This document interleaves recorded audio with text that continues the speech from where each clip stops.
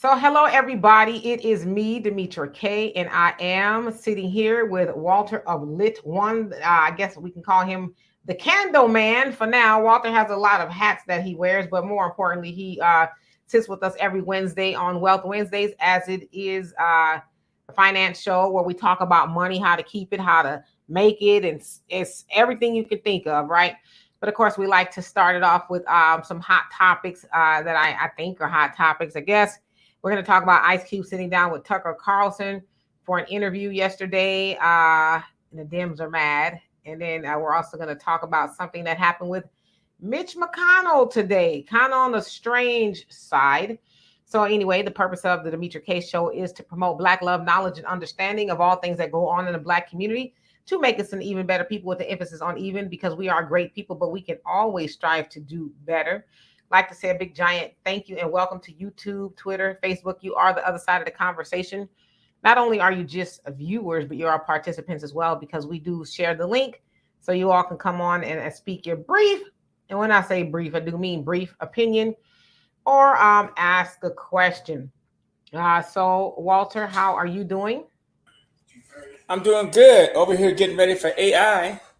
Oh gosh, yeah, that's a whole another topic. Maybe we can get into that as well. Hello, Beverly. How are you doing, Lord?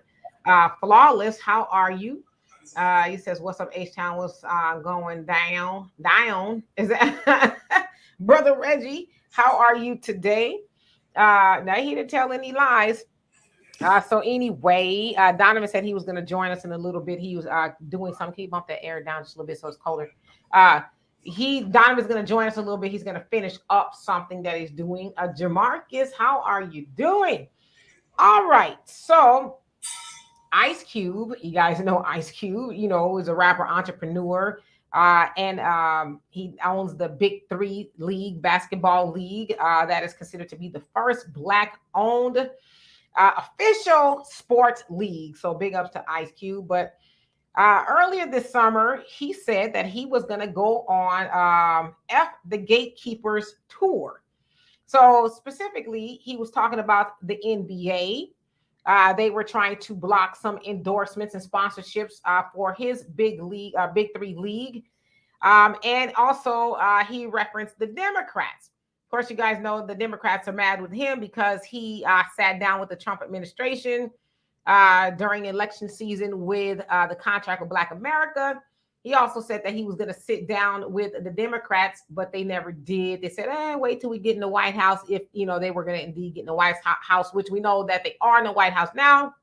Still, does not sound like the Democrats have spoken to Ice Cube. So, it sounds like he was pretty pissed off when he said, I'm going on the F the Gatekeepers podcast tour. And so what that entailed was him going on a bunch of podcasts. He's gone on the Breakfast Club. He's gone on Joe Rogan and some other ones. And recently he went on Tucker Carlson. You guys know Tucker Carlson is a big time, some people would say, a white supremacist, depending on who you ask. He also was a host on Fox News that was recently fired. There was really no official word as to why he was fired, but Fox News had to pay almost $1 billion lawsuit. And it sounds like it was in part to some things maybe he said, and maybe they just couldn't afford to keep him, whatever the case is. So now he's on Twitter, and he has his own show on Twitter. So this particular show is called Staying in Your Lane. Ice Cube was his, I guess, 10th interview. Now, the interview was about, not even 13 minutes long, but it entailed them going through South Central, through Ice Cube's old neighborhood, and then, different parts of LA, just kind of looking at the homelessness that's going on. And they had a conversation about a whole host of things. And one of those things was Barack Obama. And so I want to play you a small snippet of what was said. And really that kind of all that was said, but for some reason, a lot of Democrats, the usual suspects, they got in their feelings about it. So here, let me find it.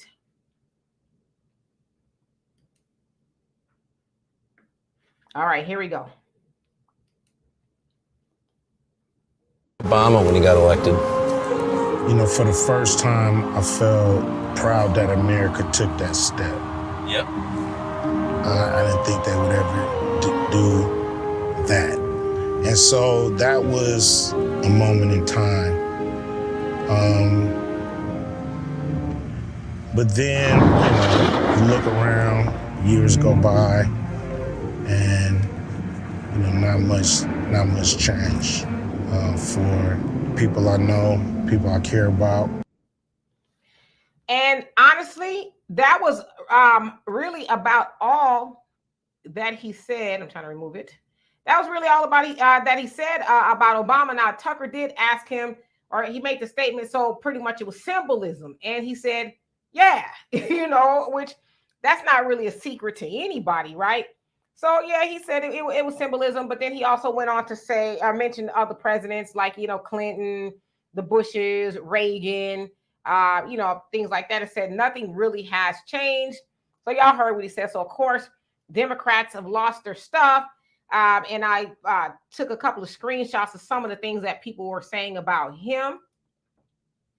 So this is Bishop Talbot Swan. Of course, you guys know who he is. He is a bishop, but he's very outspoken for Black people. But he has taken exception to Ice Cube. So he says, I'm all for Ice Cube's criticism of Democrats and agree that there is a lot to criticize Obama for regarding the Black community. Maybe he meant disregarding the Black community. I don't know.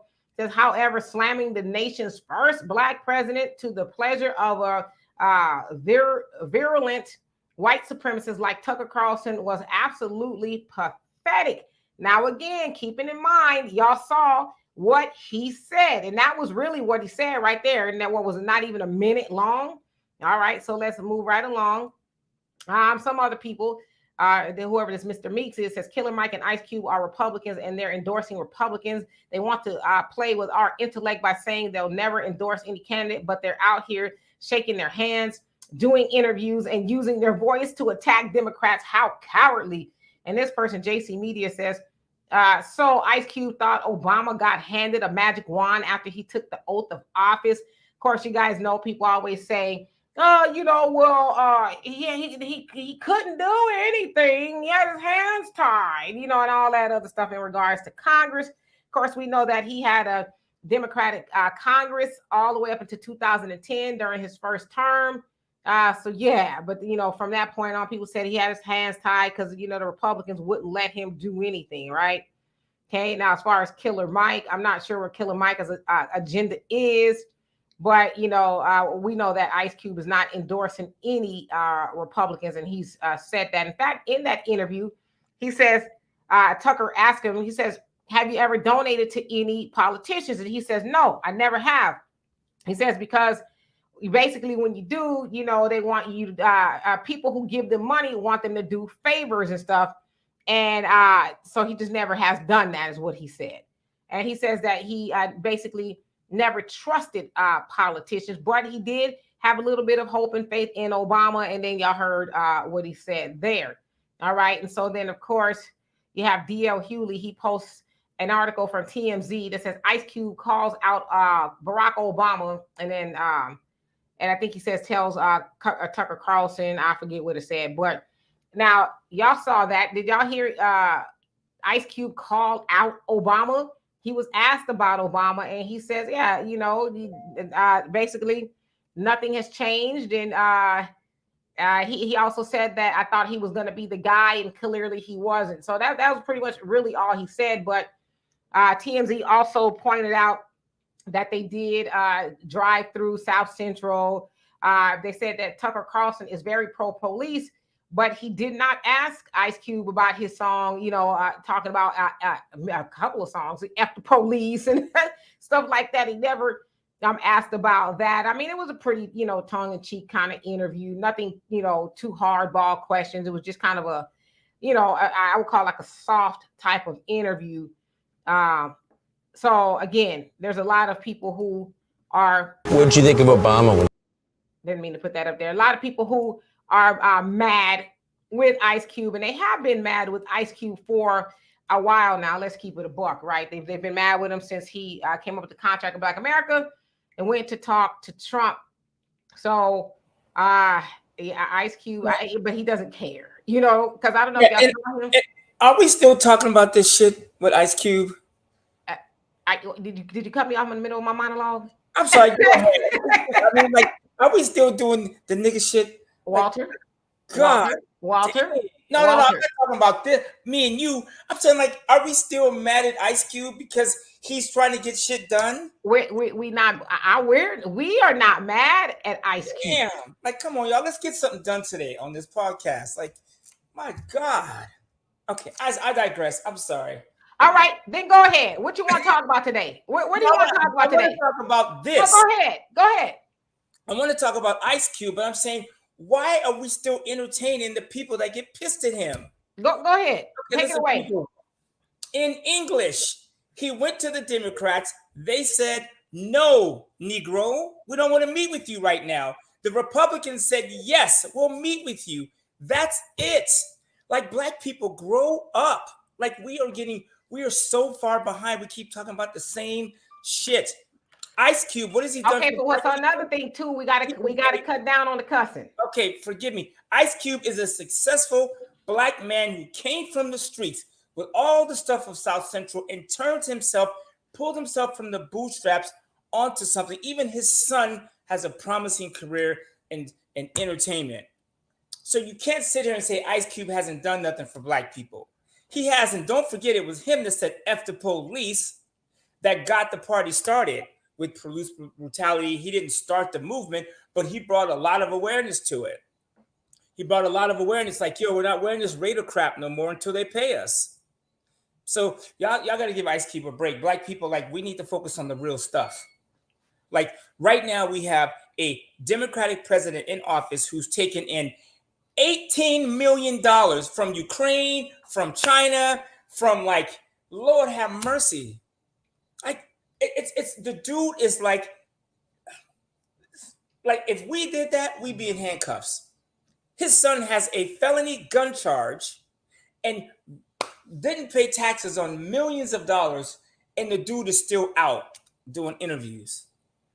This is the dude, this is the party that black people keep getting behind. It blows me away.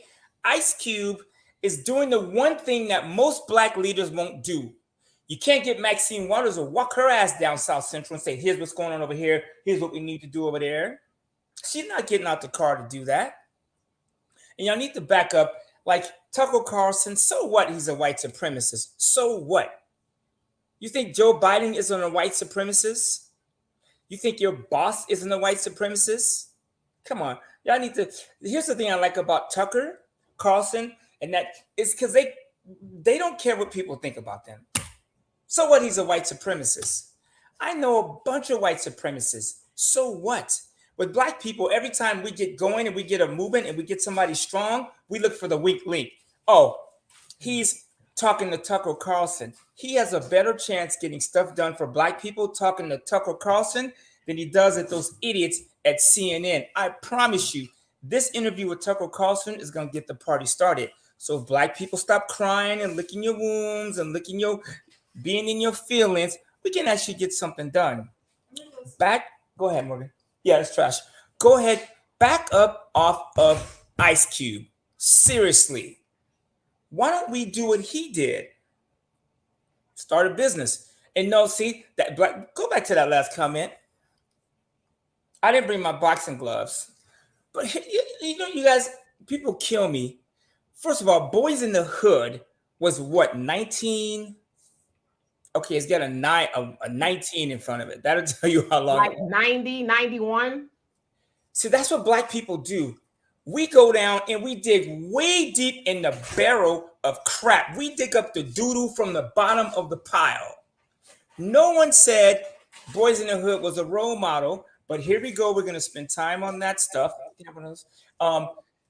Like Lawrence Fishburne was in Boys in the Hood. Morris Chestnut. Well, those are, first of all, Boys in the Hood put a lot of people on the map and got them going.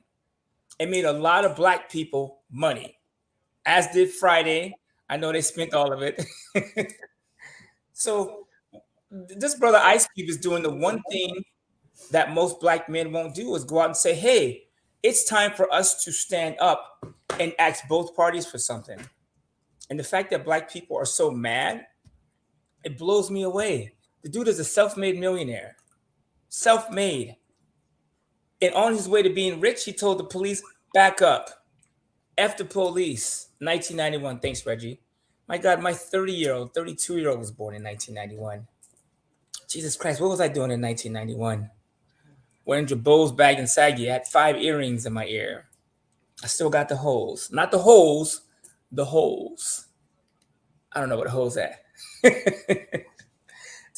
I off here? Am I being too mean? Not you, the host of the show today. I'm just sitting here. I'm gonna work the comment section.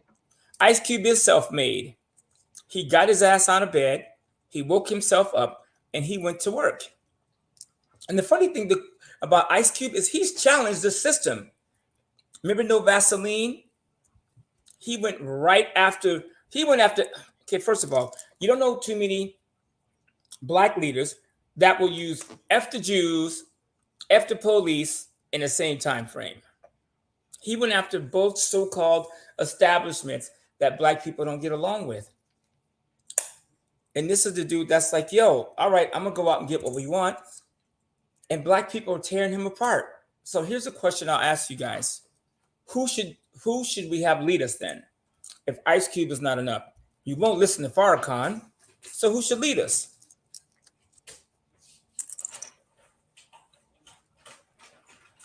Yeah, and Roots Tracker, you're absolutely right. How y'all doing, everybody? I'm sitting in the comment section. Walter has taken over the show, so I'm just sitting here and I'm just, hello, how y'all doing? Occasionally I don't want the show. He the host of the show today. I mean, he didn't like the direction I was taking it, so he the host of the show today. We have so much we can get done. We have an hour together today. And you bring up the topic about Ice Cube, which is a great topic. But if people want to hijack it and use the hour to talk about how crappy Ice Cube is, that's not what we were going to do. That's not what you're trying to do. But if I look to the right over here, I see out of your mouth, you're like Democrats and their feelings. And the people on this show, we should be a little more open to ideas. We don't need to spend an hour berating this brother who's putting his career at risk too, by the way. Because he could be out making music. He could be out there, what's her name, with Sexy Red, out there shaking it in front of the teenage kids. Got her hand on the floor, booty popping in the air in front of the 8-year-olds. But she's cool. But Lord forbid we get a smart black man that actually is worth something, that was saying, hey, we want a contract that's going to do something for us. All right. I'm gonna give up the mic. No, you got it, brother. Keep on going. I said what I needed to say about Ice Cube. You know what we should be worried about is AI. That shit, that stuff is coming for you guys. It's coming for all of us. All you guys are in services, the computers. I was watching this podcast. This dude laid off 99% of his workers. 99%. Let them go. Walmart is talking about letting go their employees or front people and putting all machines up front, all of them. You go into a Walmart right now, you'd be lucky to find 2 cashiers. All robots. They don't take time off. Their mama ain't sick. They don't have baby daddy drama. They don't have no problems when they work 24 hours and they don't need pensions, days off, none of that stuff. Their cars don't break down. And instead of worrying about that, we're licking the wounds for Joe Biden, who shouldn't even be president. The dude, he reminds me of the dude in the Snickers commercial. Hey, Detroit, and he's in Miami. This is why do we keep getting behind this dude? Let me ask you a question. Who's done more for black people, Joe Biden or Ice Cube? In the comment section.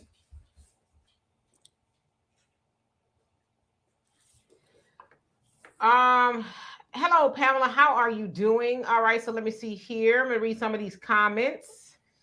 And hello to everybody that came on. Ernie, what's going on with you? Shiloh says lots of black people don't wake up until you start calling out their hero, Sexy Red. I'm looking at you. Funny. Sean Street, how you doing? Says I'm down with Cube. I care less about politics because I know both parties. Political parties are white supremacists. One just got more black flunky politicians. And A. Howard, how are you doing? So I approve this message. 2 cents. How are you doing? And you say, please explain AI. Okay, give me 1 second. Let's see here. I'm just kind of going down. And check for those who check for you. It says, how does work for reparations? I think maybe kind of I might want to rewrite that. How does work for reparations? And or maybe you respond to something Walter said. And Iron Will, how you doing? Says AI will destroy the middle and lower class jobs. Will it is already. All right. So let's see here. I just want to skip down a little bit so I can catch up. Metamorphosis, how are you doing today? Okay. Eli Yahoo, he says Big Cube has done more than how Biden has done all day. I think you meant to say. And Michael actually said Ice Cube is a clown. And Dwayne, how you doing? He says Cube is on code. It's good he exposed the Trojan horse. Well, my whole point is, and Princess, how you doing? And Oscar, I mean, for me, I don't really care how you feel about Ice Cube personally, but unfortunately, we do have a habit of, well, because we do all, well, not all, but most Black voters do vote Democrat. Anytime somebody gets away from the plantation per se, like I guess people assume Ice Cube was on the plantation, right? And so when he was very vehement about, no, I'm not, I'm, cool with any party that is going to do for Black people. Black people, unfortunately, lost their stuff. And to this day, you have a lot of Democrats and, some Democratic shills. A lot of them actually are going after him. And it's unfortunate to think that, yeah, and I see somebody said Ice Cube, as far as this gangster rap and this, that, and the other. Yeah, I mean, Ice Cube was a pioneer in gangster rap. He wrote most of the songs for NWA, but that's a whole different story. But I think unfortunately, what a lot of people don't understand is there's a such thing as evolution. Most of y'all, by the stuff that y'all said about Ice Cube, you shouldn't be following Malcolm X either. Y'all, if Malcolm X shouldn't be any of y'all heroes either. Malcolm X had just as a destructive background as Ice Cube. So, somehow y'all believe in redemption when it comes to other people, but with some people you don't believe in redemption. Again, I don't care how you feel about Ice Cube. Ice Cube is going to be fine whether we like him or not. But the point that I'm making is, and the point I was trying to make is, at some point in time, we got to open our eyes and realize that there are other choices out there. We all of a sudden hear that somebody spoke against the Democrats, and then we lose our, when I say we, I mean the collective. We lose our stuff, right? It's like, oh my God, he's a Republican now. And it's like, that's such a false dichotomy. If he's not we figure if somebody's not a Democrat, oh, well, they must be a Republican. Because if you're not a Democrat as a Black person, what else can you be? And it's like, well, you could be nothing. Like me, I'm nonpartisan. I don't belong to either party. That's a choice, right? But we have been told for so long that if you're Black, you must be a Democrat because the Democrats are for Black people. But the deductive reasoning will have you ask, well, if they are for Black people, what have they done for Black people? Specifically for Black people. Now, I've seen some people say, oh, well, Obamacare, yeah, that benefited who? Everybody, depending on who you ask, because some people said that it was not a good move for them financially, to have to be mandated to get health care or whatever the case is. So depending on who you ask. But some people, and I can already hear some people say, oh, well, he wasn't the president of everybody. You know what? Because I said that way back in the day. And then I got wise, right? I started getting more knowledge. And so when you say, oh, well, he was not the president of everybody, but then he did things specifically for everybody else but Black people. So with that logical reasoning, if you say, well, he did everything for everybody else, but he didn't do anything for Black people, is something wrong with us? Like, why don't we count? Why aren't we good enough? Or why weren't we good enough? Now, recently, and within the last couple of years, rather, once Obama left the White House, we've heard him saying a copious amount of interviews, I didn't want to do anything for Black people because I didn't want, and I'm paraphrasing, but this is pretty much what he said, especially on the Bruce Springsteen, when they had that little podcast thing together. He says, I basically didn't want to make white people mad. So yeah, there's things I could have and I should have did, but I didn't for that reason. And so even hearing that kind of stuff, you still have Black people, some Black people who will not do any type of deductive reasoning, will not connect the dots, will not say, okay, let me get out of it my emotions, because that's the unfortunate part. Michael X, you say that we are not smart politically. That's kind of true. But the other thing about it is we are immature politically because we vote off of emotions, hope and change. Y'all heard that before. Obama, that was his whole slogan, hope and change, hope and change. But Ann Coulter, who is a big time white supremacist, who I never agree with, but I agree with her on this. And actually Noam Chomsky, the modern day philosopher, he pointed it out. He says, Ann Coulter asked everybody to define what hope and change was. Obama never defined it. Everybody was running around saying, oh, it's the change you can believe in. Oh, it's hope and change. And they call it the hope and changey effect, where it was never defined. But a lot of people, white people, black people, everybody ran around saying it, but never said, oh, wait a minute. Barack Obama, what does that mean? What is it? What are we hoping for? What are we looking to change, right? Of course, we know that it would change from a Republican administration to a Democrat. So I don't know if that's what it meant back then. But we as black people, we really got to start thinking.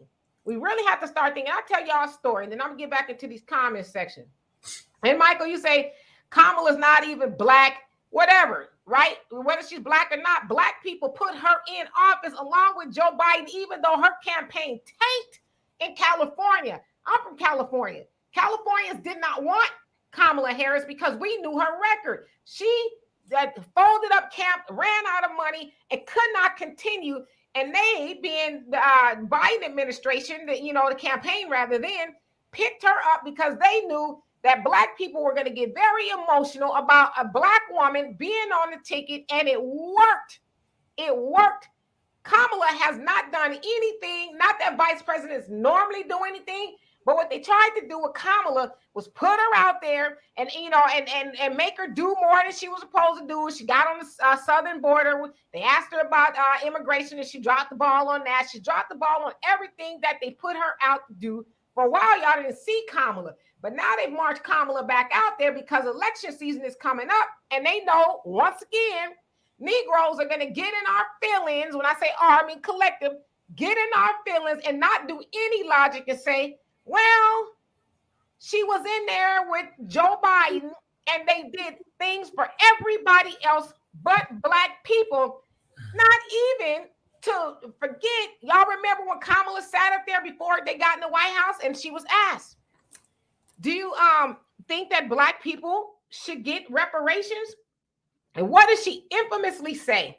No, I'm not going to do something just for black people now. And even when she said that, black people helped put her and Biden in office, even after black people heard Joe Biden say for many years, I'll be damned if I'm held responsible for something my ancestor did. And he was talking about reparations.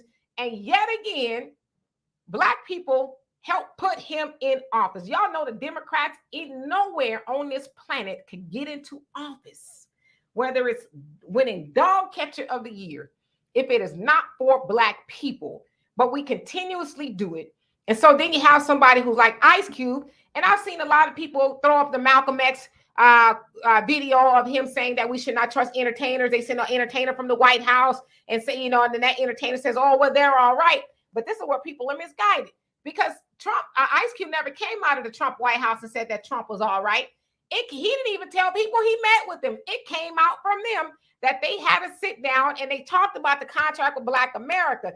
But to this day, Ice Cube never came out and said, vote for Trump. He never said, don't vote for Biden. He says, basically like everyone else has said, and Dr. Claude Anderson also was instrumental on that contract with Black America, along with a lot of black economists, vote for your better interest. Dr. Claude Anderson says we as black people are the only group of people that vote as a block for our oppression. So Ice Cube is just what do you call it? I guess the result of a lot of the things that we have been doing irresponsibly as black people. And so it's easy. It is easy to blame Ice Cube. But I don't see too many Negroes blaming Roland Martin. Roland Martin told a whole lot of y'all as he was, shuffling and dancing with Hillary and all this other stuff. He told a lot of y'all, go vote for the Democrats, right? All that vote blue, no matter who. D.L. Hewley, I don't see y'all on his bumper when he told y'all to go sign up and vote for more or nothing. And all of the other, the Democrats out there that get on their pedestal, on their platforms to tell y'all to go vote for more or nothing. But you got somebody like Ice Cube that says, think about who you're voting for. I'm putting this contract of Black America up that's going to help Black people. I read it. It's pretty good, actually, right? But yet y'all mad at him because he wanted to have a conversation. But y'all not mad at the people who can. And then y'all want to know the gag is next year we're supposed to go do it again, right? And those very same people would tell y'all to go vote for Joe Biden again. Even though he is the oldest president in history, he halfway knows where he is and what he's talking about, even though he's also embroiled in some scandals along with his son. And most importantly, he's done nothing specifically from Black people. Yeah, he gave, he signed a proclamation yesterday for Emmett Till and Mamie Till. Emmett Till was murdered in 1955 by white supremacists.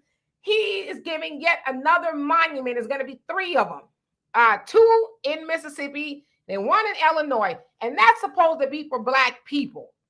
So we got to really start using our brains. Stop getting emotional. I cannot stand when people think, and it's an oxymoron, out of emotions instead of saying, okay, let me line it up. Let me look at it. Let me weigh it. Let me see if it makes sense. And then let me form an opinion. That's what we don't do as Black people. And I hate to say it, but then again, I don't, because it's the truth. And that was worse than what I said. Listen, oh man, I got a headache. Lord help me, Jesus, Allah, Muhammad. I'm almost out of words. You guys listen.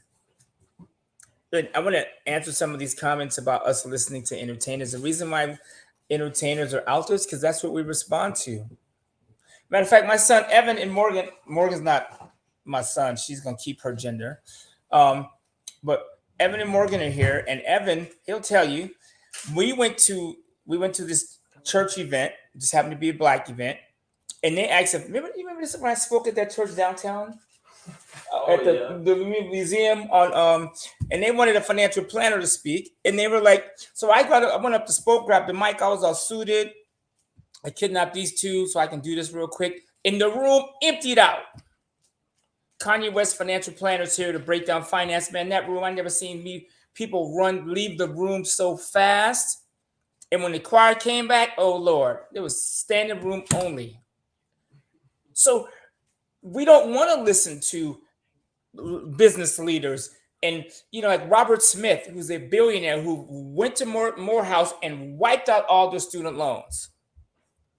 Right after that, the media jumped on him about some tax loophole he was part of and blah, blah, blah. And you hear no Black people coming to defend Robert Smith, a billionaire hedge fund dude who has made billions of dollars and who goes to Black schools and actually wipes out their student loans, unlike Sleepy Joe. You don't hear shit about him. They don't want to hear from him. They don't want to hear from the Black leaders. They don't. They want to hear from the entertainers, from the Sexy Reds and this person. Like, look at Kanye. He went out on a limb and tried to say, hey, Black people, we're getting done wrong. We need to step up. Believe what he said or not. He went out there and got obliterated by the Jews. Actually, the Jews weren't even as mean to him as Black people were. We were at churches talking about the demons, Kanye and what's the brother's name that played basketball? Kyrie Irving. Talking about, we need to get these demons out. Shut your big ass up. We need more people like Kyrie, Kanye, Ice Cube, Robert Smith. And you guys, for the record, Malcolm X, and you go back to most of the Black leaders since Harriet Tubman was able to walk out the gates, they were all Republican because they were more conservative. Now, I know some things have changed and you can't tell who is who, but like these Black leaders wanted to be left alone. They don't want the government in their business. They wanted to be able to pick up their gun and get their crops and go shoot and kill, do whatever they needed to do. And since we're talking about like doing for black people, yeah, Obama couldn't do for black people, but how did we get an Asian hate bill? Like, we got that. Ain't no Asians in the White House last time I checked. There's a few of them, but not like, well, Kamala's supposed to be Asian as well. Okay, Kamala ain't. Is Kamala really vice president? Because I never see her. I don't know what. We're gonna start to see her now because now they need her to get out there, and she's on tour. She's going to all the usual suspect organizations, NAACP, the Divine Nine, and the churches, getting out there, basically giving them their marching orders to go tell the other black people they need to be there in 2024 for us. Black people, this is what you need to ask yourself. This is what you need to ask yourself: is what has changed since all the time we had, we voted for these guys? What has changed?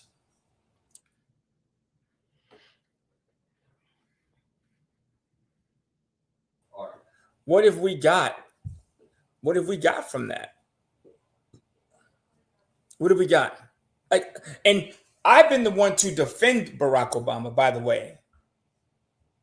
I've been the one that says Barack Obama, what he did for black people was give us an image, a brother that was suited up, that was intelligent, that the whole world embraced. When the night Obama won, the whole world went nuts. Fireworks, celebrations, people screaming. The whole world went insane. Remember all the parties in Europe, all around the world, in Asia, there were these parties. Think about this, you guys, for a second. When is the last time we had a gathering because somebody in Indonesia or London won the presidency or became prime minister? Never.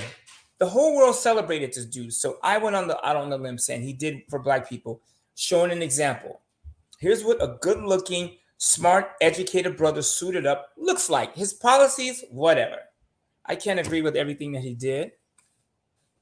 But what about just the pure image of what a black man looks like? Like if you go back to the 50s, 60s, and you see the way these brothers used to dress suits, man, anyways, that's nostalgic. We're not gonna go. We be praying too many gods to get black people to start actually dressing like professionals again. That would just make too much sense.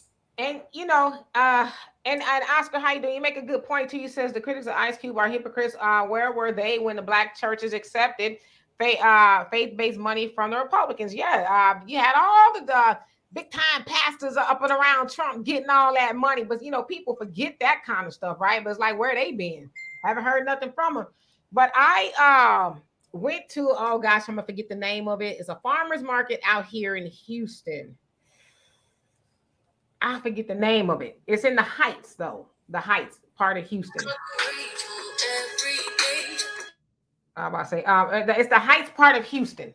So my daughter and I were driving, and it's like, to me, one of the most beautiful places in Houston because it's historic, right? So as we're driving through, I'm like, you don't hardly see no black people. I wonder if this was, ever like a black place, because I'm not from here, I'm from California. So I Googled it, and it says that the Heights district was actually the first African-American municipality in Houston. And so it was basically the first black town that was incorporated, like to actually be made its own like little city. But it says now you can't tell because it's very gentrified. I saw a white woman walking, there's a lot of white people there, matter of fact, walking her dog, and the same old. So within that district, there's Deanna, what's the name of that farmer's market? I don't think she can hear me, but it's a farmer's market over there, nevertheless. And when I tell you, I went in there, I thought I was going to see some black people because Houston has a lot of black people. I went to look for a seeded watermelon. And when I tell you, there wasn't one black vendor, not one black vendor. And I'm like, to be honest with you, it was all Hispanic, every last one of them. So I ended up finding a watermelon, but I was kind of depressed because I'm like, I thought I was going to come up in here and spend some money with us. but we were nowhere to be found. And so I'm like, we got to do something about that. Like if you ever gone to the Heights in Houston, it's a very beautiful part of town. And there's some black stuff or people there, but not as much, I guess, as it was. And it saddens me to know that gentrification is completely wiping out, not just in that area, but a lot of areas. A lot of black neighborhoods are just gone. And so somehow we got to figure out how to stop that from happening. Of course, I had the conversation with my daughter. We know people, selling grandmama house, or losing the house, or grandma and grandpa, because it wasn't just grandma with a house. Grandpa had a house too. Those houses are leaving. And it's very sad. So like, what do we do about that, right? So anyway, I'm going to skip down. JBWR, how you doing? It says rappers are no leaders, but they can become leaders because they have an audience and a platform. Yeah. And they can be influential, I would say that. But as far as leading, I would probably draw the line on leaders, but definitely be influential. It's like, well, what would you rather them use their platform for? Because there's a lot of people with platforms, they get a lot of slack for not saying anything at all. But he got Ice Cube, who's worth over $140 million. He doesn't need this anything from anyone else. He's got a lot of money. He'll die very rich, so he does that, and then people are mad at him, and it's just the craziest thing. But I get it. It's because we as black people, we are very emotional. It's hard. I don't know why, but we cannot look at things logically overall. I'm not saying all those, but a lot of us can't. We just can't. We are emotionally driven. It's crazy. As Shawnee says, and Roland Martin gets money from the DNC and DL Hughley. This is facts. It may be. I don't know. I've heard. Powerful Empress, how you doing? Let me skip down a little bit. I done got hot, about to start sweating. And Michael X says, COINTELPRO killed our black messiah. Well, yeah, they had a lot to do with a lot of our people who are no longer here. J. Edgar Hoover, you can thank him for that. Let's see here. And Mr. X says, I'm voting for Dr. Claude Anderson and Riza Islam Black First. Are they running? Robert, how you doing? And let's see here. And Daughter of Zion says, realize that your program, deprogrammed, then will be able to agree to disagree at lost people. A lost people make sense. Many are education, but only a few are knowledgeable, become a nation. Okay. And I'm seeing you guys' comments. I just want to kind of skip down so I can catch up. Law, how you doing? Says black people don't read the things they hate about Kamala Harris in California. Her predecessor did twice as much as she cut it down to half. And not only that, when Kamala got into the White House as vice president, she was what they call the only black female senator, if I'm not mistaken. And she had a lot of say-so and as to who got the job in California. There was a couple of black women that could have gotten that job, but they gave it to a Hispanic. So it's like she knew that she was leaving that void open and didn't care. So, Kamala is about herself. Let's see here. Anomalous, how you doing? It says she sure ain't black. It depends on what time of day you ask her, right? D. Griffin says Obama's hands weren't tied. Ooh, I'm really behind. Designated Black, how you doing? I could, some of your messages may not be coming up because maybe it's just some of the words. Let me just skip down because I see that I am very behind in these comments. I actually want to put the link up so you guys can come on. No, it's not Urban Harvest Easy. It's something else. Houston something farmers market, maybe. I don't know. But there was none of us in there at all. It was just crazy.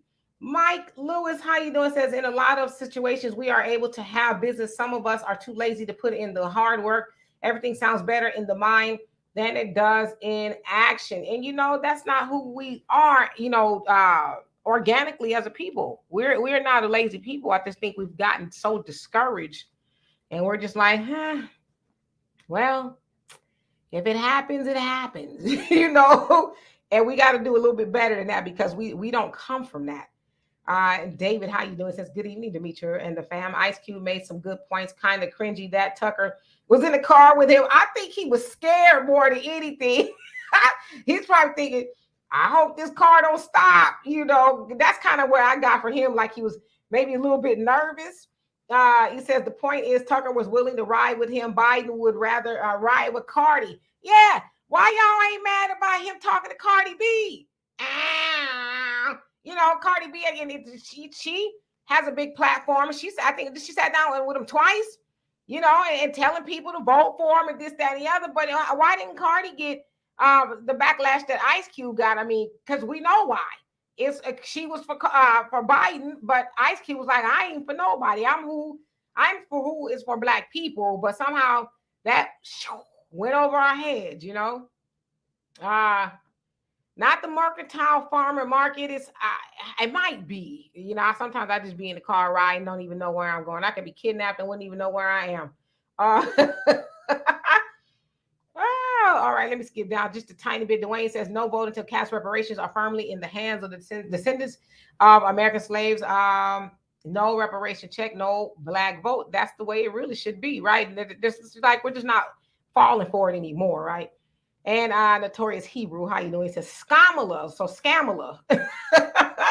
And Sean, he says, you notice they got issues with ICE or with Cube, but they don't got no issues with all them black entertainers the DNC paid off to push their agenda on our people every election. Why wasn't y'all just as mad at Trina and Saucy Santana for saying no voting, no bucking? Basically, if they don't vote, don't buck them. You know what I'm saying? The buck with the V and not the F. But that was a whole campaign from some Democratic committee put out. Trina, who, depending on who you ask, is a pretty filthy woman. Saucy Santana is a dude with a BBL, and they got up and put on a video and made a whole production out of no voting, no bucking. The Democrats roll out, and down there every election season, a bus full of strippers stripping to the poll. They're having strippers tell you to go vote. The Democrats do that. That's how lowly they think of black people. Well, let's get them where their carnal desires are. They like the buck. I'm not saying the F word. I'm saying they like the buck. So let's talk about that. They like strippers, don't they? Let's talk about that. And every polling place, you see a whole bunch of black people doing the electric slide and the Tootsie Roll and all that other nonsense. But yet nobody's mad at that. That they might as to me probably would have been a little bit more palatable if they would have threw chicken and watermelon out and said, y'all getting some chicken and watermelon for showing up to vote. To me, that was the equivalent. So why aren't we just as mad at that? I'm gonna find out what it is, easy, because that doesn't. The Houston's Farmer Market. Yes, that's exactly where it is. Common man, how you doing? Houston Farmer Market on 2520 Airline. That's exactly where we went. It was a few of us in there shopping, but that was it. I was so disappointed. But I did give me a very giant seeded watermelon. I got a picture of me carrying it, but I don't want y'all to see my legs. I might post it. I don't know. But anyway, so yeah, there was none of us in there selling anything. And Michael Reed says, skilled in all trades, great business with their minds and hands, build churches, their neighborhoods, hospitals, and on and on. Gone listening to lackeys. Yep. Lady Biz, how are you doing? And James, how are you? Says, I'm applying to be Obama's new chef. You wilded. Not that it's funny, but Obama's chef was found drowned in the lake or river, whatever it was, at Martha's Vineyard by their house. Now there's a lot of speculation going out. They said that he was a great swimmer. Some people say he didn't know how to swim. Some people are saying that the water wasn't that deep. So there's they killed him. They following after Bill and Hillary. Wait now. We don't want to say that kind of stuff. Because we don't know. We don't know. We don't know if OJ did it either. I'm just playing. Here's the point I'm making is that's what's going to be the rhetoric is, did he kill him? Well, who gives a damn? Well, if he did, we give a damn because there's a black man who, is no longer here for whatever reason, right? And the crazy part about it is let's say he did allegedly, you know, died during some nefarious event, we'll never know. Y'all know they keep that kind of stuff classified, right? But I'll be honest with you, when I heard it, I was like, oh boy, what did he know that they didn't want him to let us know he knew? that was the first thing that went through my mind. So ain't no telling, you know. David Joseph, he says he's still crime bill 1994 Sleepy Joe. Yep, crime bill syndicate Joe Biden. That's who he is. All right, so let's see here. Who else came on here? I just want to catch up. Jamarcus, how are you doing? He said that used to be an all-black neighborhood off Airline. Yeah, that's what I saw. That it was all used to be almost like the first incorporated black city or area, I guess, in Houston. And there is like hardly no black life there at all. And it's beautiful historical buildings. And I just love those parts of any neighborhood. But I grew great sadness because I was like, damn, this is just, it's like it's going away. It makes me mad, actually. Actually, and you know what? And maybe we could move up a notch. You guys, gentrification isn't white people kicking black people out. Gentrification is black people that own property that aren't treating it like property. It gets left. Matter of fact, I went to Houston last time and I spent the week with the sister girl that built the Airbnb. Remember, and I spent I was out with Katie or Kathy Tatum. We were out there, and she used the word. She goes, "These are heirship properties," which means these people received these properties as they were heirs to property. They were left to them. Gentrification is happening because black people are getting left these properties and they aren't paying the taxes. They're not going to clean it up, to get it up ready and rent it out. They are abandoning these properties. Gentrification is not a white person doing to black people. Gentrification is black people inheriting these properties and doing nothing with them. The property that I bought in Texas was a black person left the property and left it sitting for years untouched, to the point there were so many city fees that they were getting ready to foreclose on this property. And I brought it out of foreclosure, fixed it up.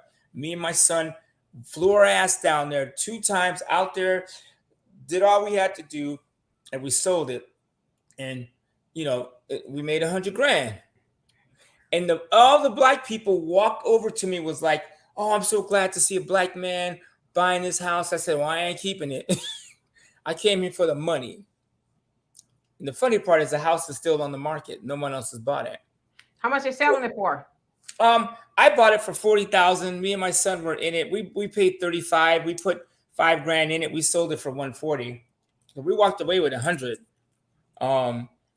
And then the person that bought it from us is still trying to sell it, but they got caught with the interest rate market, so the property's still sitting there. So I'm gonna offer them $100,000 and see if they sell it back to me. I'm going to put the link up now. If y'all want to come on here and briefly ask a question, speak an opinion or something, all I ask is that if I have not seen you on here before, please show me your face before I bring you up to the big screen. That way I can make sure there's no shenanigans going on. I'm just putting this in here right now. And we're going to see what it do.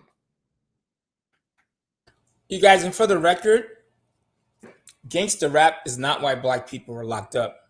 But I want him to come on here. I'm gonna see if Michael X gonna click the link. That's why you read my mind. I want to see if Michael X is going to click the link. Yeah, gangs were created by black people to protect the neighborhood against the white looters, white supremacists. Gangs were formed to protect the black neighborhood. That's where gangs came from. What happens is, with civil rights and all that stuff, we're going to give you guys all this stuff so you don't need protection, because you get rid of the man, we'll protect you. Get rid of the men in your house, We'll give you welfare, but your man can't be around. We're going to hook you up, but you got to get rid of the man. And so the gangs, once that the need for protection, so to speak, because the government came in and saved us, the gangs all they had was to fight each other. So yeah, that's where the gangs came from. Gangs were originally here to protect Black people. Yeah, and like I said too, protect Black people from the police. But then, the FBI, the powers that be, they got wind of that, and they created a distraction and caused the fighting between the gangs. So it's really all about knowing. But you say but I want him to come up here. I want to have this conversation with Michael X. If he would click the link, or is he gonna just thug in the comment section? But anybody else in the meantime wants to come up and say something, ask a question, we welcome you to do that. You say they killed Sam Cooke. Who's this they? Who is this they that you speak of? That killed Sam Cooke. And Beats by Dizzy, how you doing? Said the Crips were there to take over where the Black Panthers left off. And they actually, especially in Chicago with Fred Hampton, the gangs, the Black Panthers, and even some of the white supremacist groups, they were all on the same accord because they realized that they had the same enemy. And then when the FBI found out about it, it was like, oh, for real, hold our beer. And we're going to cause a distraction. So, Biko, I see somebody by name of Biko. I'm going to bring you up here. Hello. Hi, how are you? I'm doing fine. I'm here from Atlanta, and I just wanted to talk about some of the politics there, too. Okay, so go ahead. Well, I found out that basically between the senators, like you have Ossoff, and then you have Senator Warnock, I found that they really don't follow up through with the communities. I contact them a lot, but I let them know that I wouldn't vote for them if they didn't do anything, so I didn't end up voting for them. So I do a lot of things locally now with the commissioners over here in Gwinnett County, so I just follow up with those people to do certain things. So I think the young people, I'm retired, I think young people like Ice Cube, I agree with the philosophy. I have been a Democrat for a very long time, but now I'm a baby boomer. I've turned into independent, so I don't depend on either one of those. And I do believe that Black people should have reparations because they're long past due. I don't plan on voting for Trump either. I mean Biden, because he's a no-go. I didn't agree with his policies since he's been in politics. So you say, so you're independent? Yes. So is a no vote an option for you, or will you vote for whoever's running independent? When I say independent, I may vote Republican, I may vote third party, I may not vote at all. That's my definition of a dependent. Right. Independent, nonpartisan, kind of the same thing, which is what I am. I'm one of those that may not vote, or if somebody comes along that's speaking the things that are helpful to us as Black people, then yeah, I'll definitely entertain it. But I think we all should. So a lot more of us should be independent or nonpartisan, because you don't want one party to assume, oh, well, I got them, they're registered Democrat. I know they're more than likely gonna vote for me. But if you are in the middle or you're nonpartisan, now they got to actually work. So if more Black people came up off of the Democratic moniker, if you will, then I think the Democratic Party would say, oh, okay, we just don't know anymore. Before we were kind of sure, but now we're not. So, and that was the same like with Stacey Abrams. I looked at her policies as far as Black people were concerned. I looked at Kemp's. I didn't care for either one of them, so I just sat that one out. Right. Yeah, and and some people, I don't know what happened to Michael, but some people will say that actually hurt Stacey Abrams, and of course, they blamed you as a Black man there in Georgia for not helping her get in there. I didn't want her to get in there with those policies she was talking about. It would have been worse, I think. Right. So, anything else you want to share with us, Biko? No, there's nothing else. Y'all just keep up the good work. Thank you so much, and thank you for coming on and speak your mind. Thank you. Yeah. All right, bye bye. I'm gonna go out on a limb here, and I know I'm gonna get in trouble again because Okay, think 5 times before you speak. I thought about it 10 times. I'm gonna say this, and I would say I said this to a friend of mine. She's not black, but it's funny, the black women in my life, most of them are actually in really good shape. Matter of fact, the black women in my life are in the best shape, actually, of most of my friends. The sisters in my life keep it popping. Here's what I want to say. Somebody brought up Stacey Abrams. What if, like Michelle Obama, here's what I liked her. She told people to get up and move. This was a healthy black woman. She appeared to be healthy. She moved around. Her thing was get out and move. Michelle Obama tried to bring healthy lunches to the schools, and she got her lunch ate. Everybody went after her. Lord forbid she try and help the kids eat healthy. What if we strive to be better as a black? Hold on a second. Michael, what happened to you? Well, you can't. I see you came in and out. Where were you at? We're waiting for you. I'm sorry. Go ahead. Stacey Abrams, I'm glad she's not in office because that shit ain't working. I mean, how about we get a black woman in there who is not 378 pounds? And how about we put some people in office and leadership that says this is what our people should look like? Yeah, you have to, you work in the gym every day. Don't look at me like that. I got my sauna. I'm sweating. There's things, my daughter put this food out here. I don't even normally do this. I didn't put that out. Yeah, whatever. There's certain things I won't eat or do. Man, I was in the store. They had these 4 Reese's peanut butter cups. They was 2 buy 1 and get 1 for half off. And I said, no. Because I like being thin. I like being fit. I like being able to tie my shoes when I bend over without holding my breath. What if we went all out like that? We obviously have the physical ability. We're the strongest people in the world. We're the healthiest, right? I mean, you can put house shoes on an African and he'll still win the 100. You can put some baby oil on the bottom of his feet and he'll still win. And we have created, somebody sent me a video, top 100 inventions of black people, and it's almost all the inventions. I mean, everything you can think of, from the refrigeration. You realize these and trucks, they used to move the food, but they would go bad before they got to the destination. This brother created a refrigerator for the truck so your food could get to you while it was still fresh. That is humongous. Or Charles Drew, who was like, okay, you want to move blood? Boom, let me show you how to do it. And the other brother that made it so it could last. I mean, these are the things we should focus at. Being great. Yeah. Okay.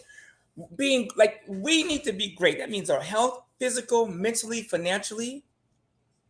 I'm telling you, people, there's nothing like work. Because when you're working on your health and your weight and your money, you never run out of stuff to do.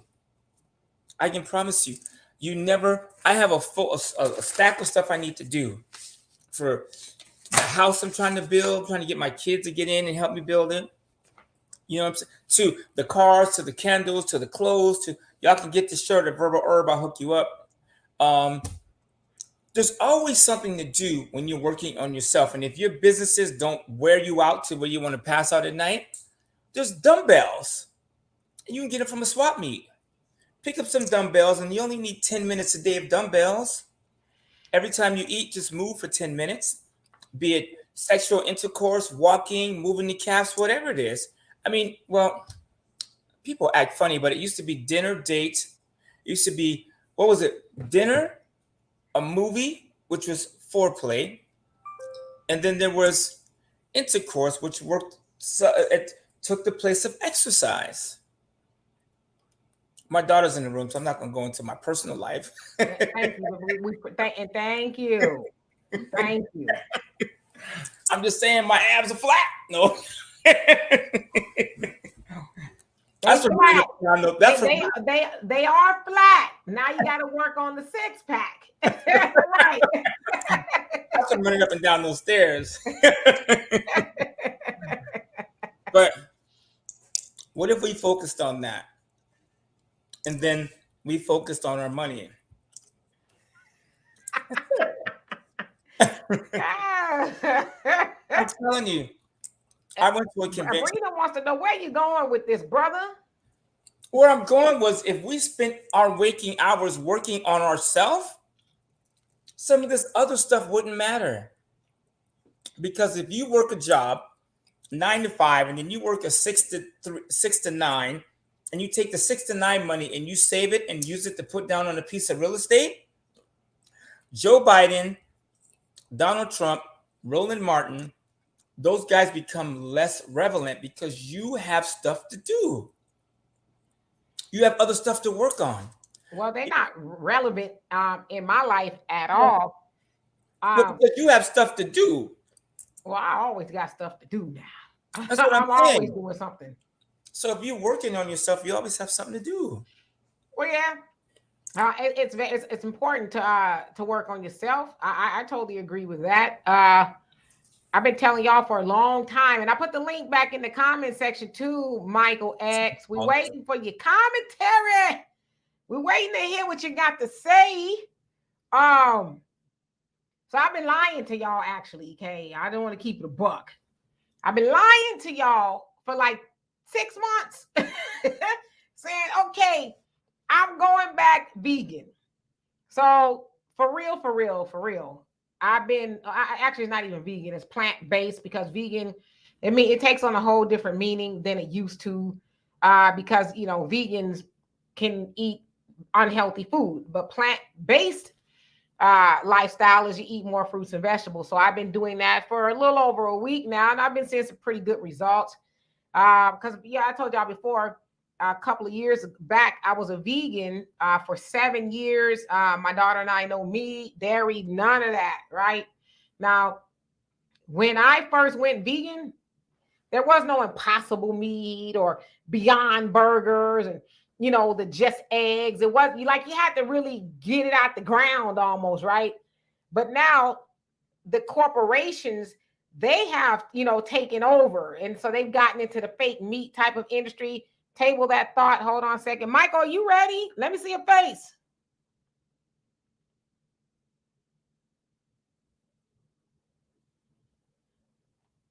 You ready? You talking to me? No, Michael, I can see him. Y'all can't see him, but I can see him. I don't know what he's doing. This is my daughter. We kidnapped her. Michael, can I see your face? Yeah, find the port. Okay, because I didn't. There you go. Okay, got you. What's on your mind? Oh no, I just came up because y'all said y'all wanted me to come up, but I was just trying to say, like, when y'all was talking about Ice Cube, and I was like, Ice Cube promoted like bad music, which I understand because he was younger at the time. But I'm saying, like, how are you going to promote music that sends people to jail, then say like, "Oh, I'm y'all"? Well, he didn't say he was our leader, but he's trying to like speak for like Black people. But I just don't get like why Black people let anybody like speak for us. Like, who gave Ice Cube the permission to be like, "Oh"?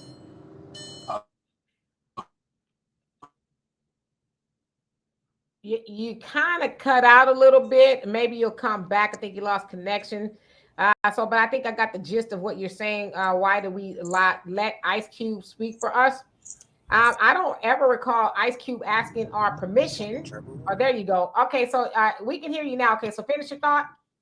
Oh no, yeah, my signal had went out, but I was just saying, like, who gave Ice Cube the right to be like, "Oh, I'm the Martin Luther King," when this nigga been making gangster music for like how long now? Like, I don't get who gave Ice Cube the permission to say, like, I'm your leader of the Black community.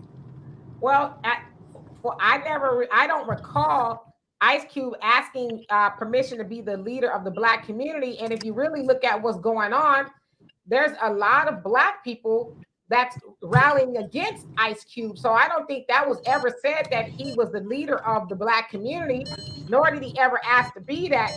All he did was draft a contract with Black America, which was a bunch of asks, if you will, from whatever organization that administration rather that was going to be in the White House. He said, I wanted to know what they were going to do specifically for Black people. So he never went in as I am the leader or the spokesperson for Black people. Mind you, he had a lot of economists, Black economists. Ice Cube didn't draft that by himself. He had a lot of other people's input on that. Have you read the contract for Black America? No, I didn't read it, but I know I was like in the comments, I was basically saying like, why like rappers are not leaders, and people in the comments were saying like, nah, rappers are leaders. But I'm like, why are like we the only people we the only people who have rappers being our leaders? Like the white people, Chinese people don't have like celebrities and entertainers being leaders of like their political movements. Well, okay, but let me ask you this: what is the definition of a leader, if you don't mind me asking? Like Malcolm X, or like, I don't know. I just feel like we gotta have more positive people. Like that's our like this is why Black people are like, it's like the blonde leading the blonde. Like, how you gonna have Ice Cube? But let me ask you. Can I ask you? Let me ask you this another way. What is negative about what Ice Cube was trying to do for Black people?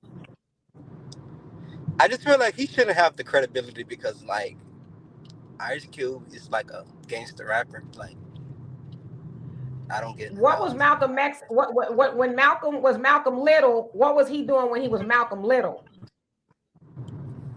I mean, he was committing crimes, but I mean, Malcolm X wasn't rapping about this and that. Like, I don't want to get into detail what Ice Cube used to rapping about. Like, but it just wasn't positive overall, I believe. Right. So I guess what I'm asking is, if Ice Cube, if that's what he's done, opposed to what he is doing, why isn't he? And I'm asking you, why isn't he granted the same grace and mercy that you have? And I don't know, are you a follower of Malcolm X? I mean, Malcolm X not here, so I know about Malcolm X. What you mean, like a follower? But do you respect him? I'm going to follow a dead man. Or do you respect what he was doing? Oh yeah, of course. Yeah, I definitely respect Malcolm X. Like, he was one of the ones like who I believe really put their life on the line for like the betterment of his people and shit. So how did you find it in your heart to forgive Malcolm X for the things that Malcolm Little did? I never said I can't forgive Ice Cube. I even said like he was younger when he was making that music. Like, Ice Cube don't make gangster music no more. But I was just saying that kind of can fuck up your credibility, because you can't be trying to say like, oh, I'm this, I'm that, but you was making like gangster music that sent so many people to jail. Not saying like, oh, it's Ice Cube's fault that people went to jail, because it's your choice to say, oh, I'm finna want to be like Ice Cube, a drug dealer or a gangster. It's your choice, but at the same time, you can't mislead the youth and try to pretend like you just some political type person. So let me ask you this. When Ice Cube was making gangster music with NWA, was Ice Cube doing that by himself, or was he doing it under a record label? A record label. And do you know who was at the helm of that record label and who managed NWA? I'm familiar with the story of the Jewish guy, Jerry Hurley, but I'm just saying, like, it's only so long we can keep putting the blame on, like, white people. I understand white people, it's all a trap for us to kill each other, do this, sell drugs to each other, but how long are we going to fall for the trap? That's what was making me so mad when I kept saying rappers not okay, leaders. But let me ask you this. They want you to believe a rapper is your leader. Like, they want you to fucking be in a state of disparity. What type of music did Ice Cube make once he left from NWA and left from Jerry Heller? I don't know. You tell me. What type of music was he making? Gospel music? I want you to do your homework. I want you to do your homework, because he was making gospel music. You saying? No, I want. If it's not for God, it's for. If you're not making music for God, who are you making it for? The devil, right? If you're not making music for God, does let me ask you this. If it's not gospel, what is it? Wait. Does Kirk Franklin make music for the devil or for God? For God. Because Kirk Franklin, he don't talk about killing people and did you not see him? Did you not see him a couple of months ago gyrating on stage? You said dancing on stage. He was gyrating and rolling his on stage the gospel music. So who is he doing that for? I ain't see that. See, I gotta see the video. I ain't see that. You Yes. said he was dancing on stage though. I gotta check that out. He was doing like the genuine dance to gospel music. So who was that? Was that for God or the devil? See, I gotta see the video. I can't speak on something I ain't see yet. Like, And I see what you're saying, but that's I the ain't see point. that yet. Yes. And how old are you if you don't mind me asking? I'm 21. 24? 21. Oh, okay, 21. You know what though? I want to say this to you, Michael. My hat it comes off to you if I had one on for you coming up here and having this conversation. Because if you don't have a conversation, you don't ask questions, then it's hard for you to learn, right, and get more information. And I can learn from you just like you can learn from me. But I want to leave you with this because I see you driving. I don't want you to get in an accident. It's not what you know, it's what you can prove, right? Because a lot of times we say stuff, and I'm not saying this about you necessarily, but we say stuff because we've heard stuff or we have these opinions and they're not based or backed up by anything. And so I was asking you those questions because when you really get a full grasp of who Ice Cube, because I know you talk about who he was, but you don't know who he became and how he became that. But then on the other hand, you talked about gospel music being for God, but then I brought up Kurt Franklin. I was like, I didn't know that. I can also salute Ice Cube though, because he also went to college to be an architect, but that's not what the music was based on. Ice Cube never made music to say, "Oh, go to school to be an architect." He made gangster music. So I feel like a lot of times black men, we're more intelligent than what we are, but sometimes we got to dumb it down because we're like, oh, I might seem less cool if I tell my fans I went to college to be an architect. Like, But I feel like sometimes people are misleading these kids on purpose. Like, why isn't Ice Cube telling kids to go to school to be an architect? Do me this favor. I want you to listen to Death Certificate and America's Most Wanted, and then come back and we can have this conversation from Ice Cube. And I want you to tell me what he was on when he was in those albums. If you can do that favor for me. And then I want you to come back next week and then tell me what you thought of those albums. Is they like godly music? What's like what you want me to take and listen, albums? even a lot of gospel music ain't godly because I've listened to some gospel songs and I was like, damn, that you make a kind of put a person in the mood or something, So well, and here's the other thing like too. I said, if you're not making music for God, who you making it for? You can't serve two masters. So. Okay, here's the thing. Kurt Franklin, you know why he's Kurt Franklin is popping? Because he had a club smash. God's Property. That song came on in the club and people dropped their drinks. They hit the dance floor.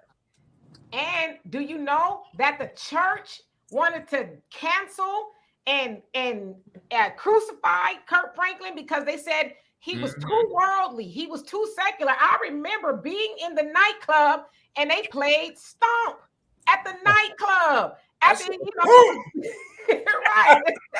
After you just got to dance to some DJ Quick.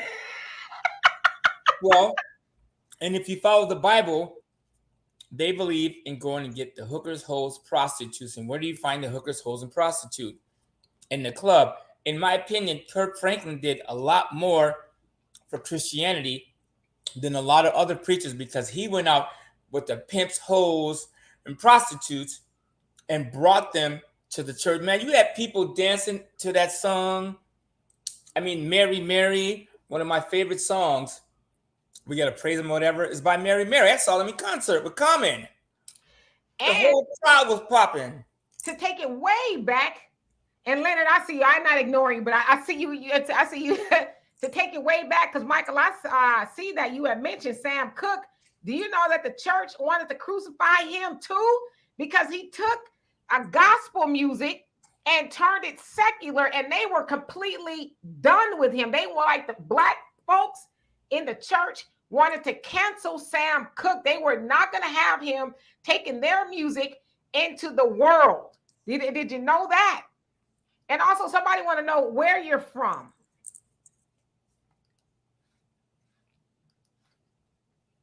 He may not be there anymore, so he's driving. So we do want him to be careful. So what I'm going to do is I'm gonna click him off so that he doesn't get into an accident or anything like that. Leonard, what's going on with you? What's happening? You tell me. Oh, you were hitting more points. I was hyped back here. I'm like, yep, there she go. She got it. She hit the nail on the head. That's the same answer I would have gave. That same answer I would have gave. Now, since we're into the music thing, you mentioned Mary Mary. Praise him, right? You familiar with the Mary Mary song I'm Walking? Yep. You familiar with La de dee, la de da, she's homeless. Yeah. Crystal Waters, for sure. Crystal Waters. Yeah. The Crystal Waters keyboards are sampled on top of that Mary Mary cut. Oh yeah. Yeah, but you know, I want to say this. I did a house music remix of I'm Walking and was banging it in the clubs. I'm like, how did you all not hear Gypsy Woman playing over that track? How? Oh man, I didn't even think about that remix. Yeah, I'm like, yeah, you know. So that you know, you get the young ones. They have to be willing to accept information, you know. Because when Ice Cube was making music back in the day, right, with NWA, all that, he was basically saying what he's seen outside in his community. He was never the leader or trying to lead black people nowhere. If anybody was trying to be that, it was Chuck D, a Public Enemy. Holler at me if you hear me. Hold on a second, Michael. We asked you a question. We didn't hear from you, but most importantly, I know you're driving, so I don't want you to be distracted while driving. So if you do pull over, you get somewhere where you're not moving around. Please come back on. But we want you to be safe more than anything. So that's what happened.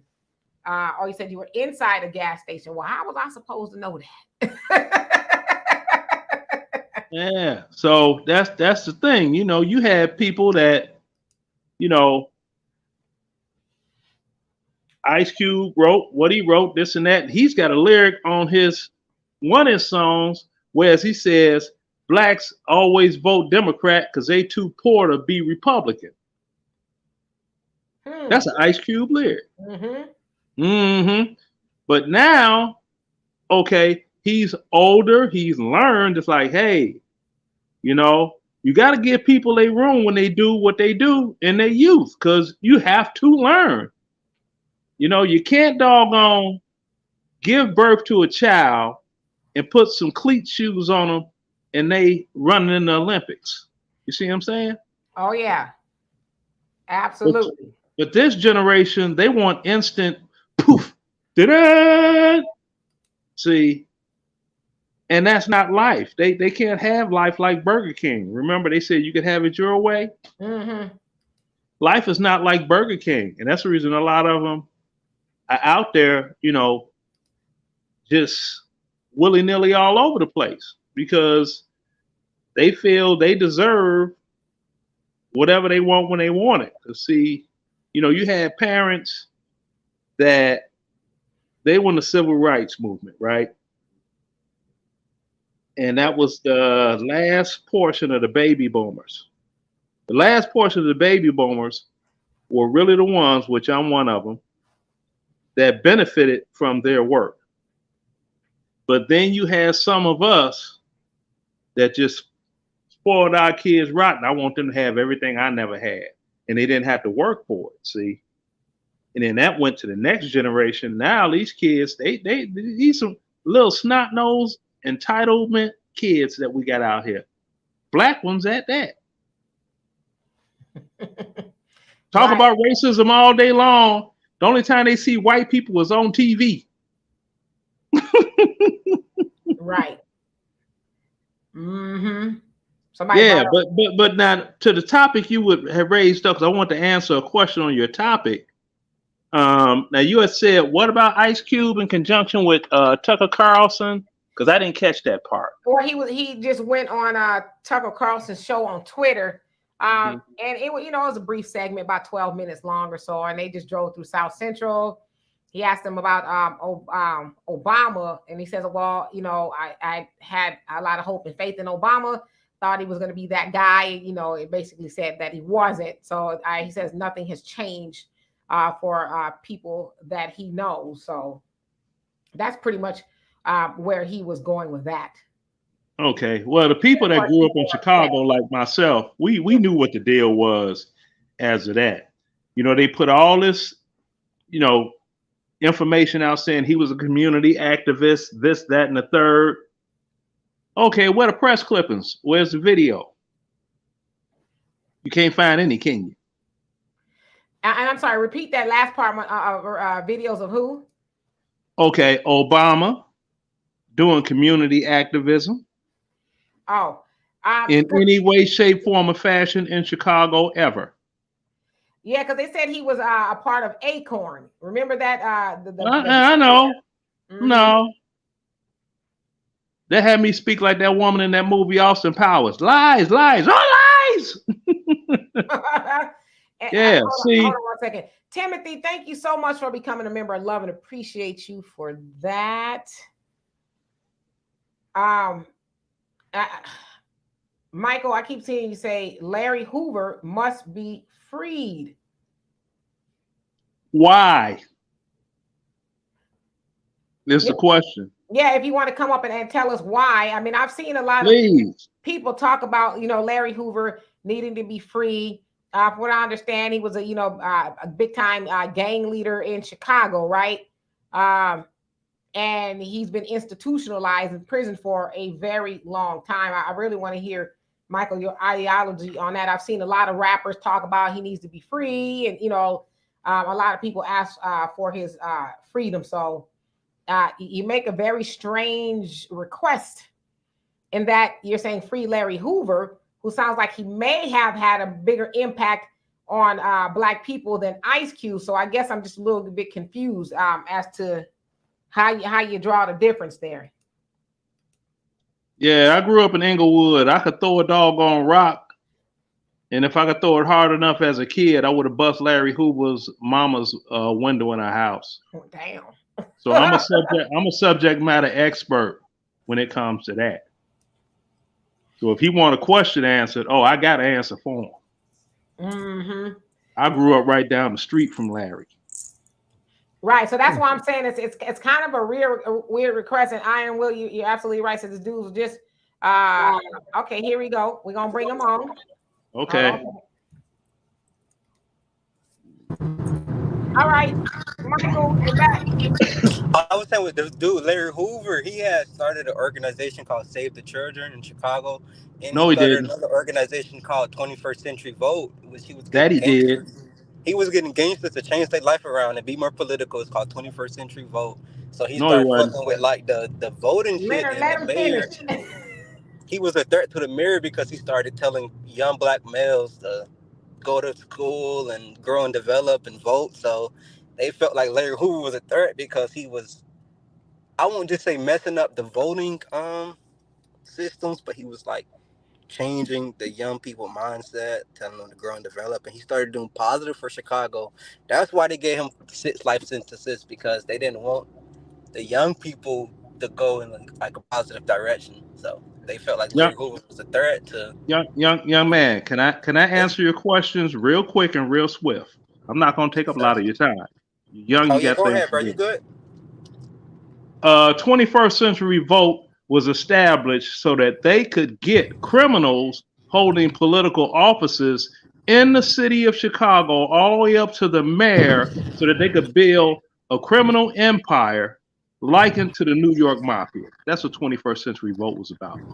Go ahead. I mean, of course, that's what they're going to want you to believe. Like, when somebody doing positive, like how Jesus... That's not positive, young man. That's building a criminal empire within the infrastructure of a major city. I mean, but that's what the government wants you to believe. Like, he was doing That's not... No, I'm from the neighborhood. Like, I didn't watch the whole 2-hour documentary on Labor. Well, you watch a documentary. I watched it right in front of my face. I could throw a rock and bust out Larry Hoover's mama's window. That's how close we grew up together, young man. Okay, I'm not saying Larry Hoover was always a good person. I'm just saying he But tried to change his life did Larry around. Hoover, did he do anything positive? Because I don't know who he is. I apologize. I know we're trying to get the conversation Okay. on here on the Now, radio. He's when it like the comes when beacon of the community. Like he's a beacon for Chicago and living statue, and that statue deserves to see no, young the man. light, like another He's a day. beacon. He's a beacon for criminals. Ah, that's what the government wants you to That's not what believe. The I grew government up in wants that. you to think Hold, like that. young All right, man, so young wait a man, minute. young We man. go.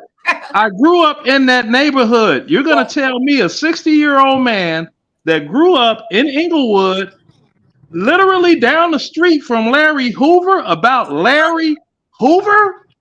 Okay, but we also got to put it into disrespect of who created the environment to make us criminals. Like, oh, it's Okay. raining. Hold on.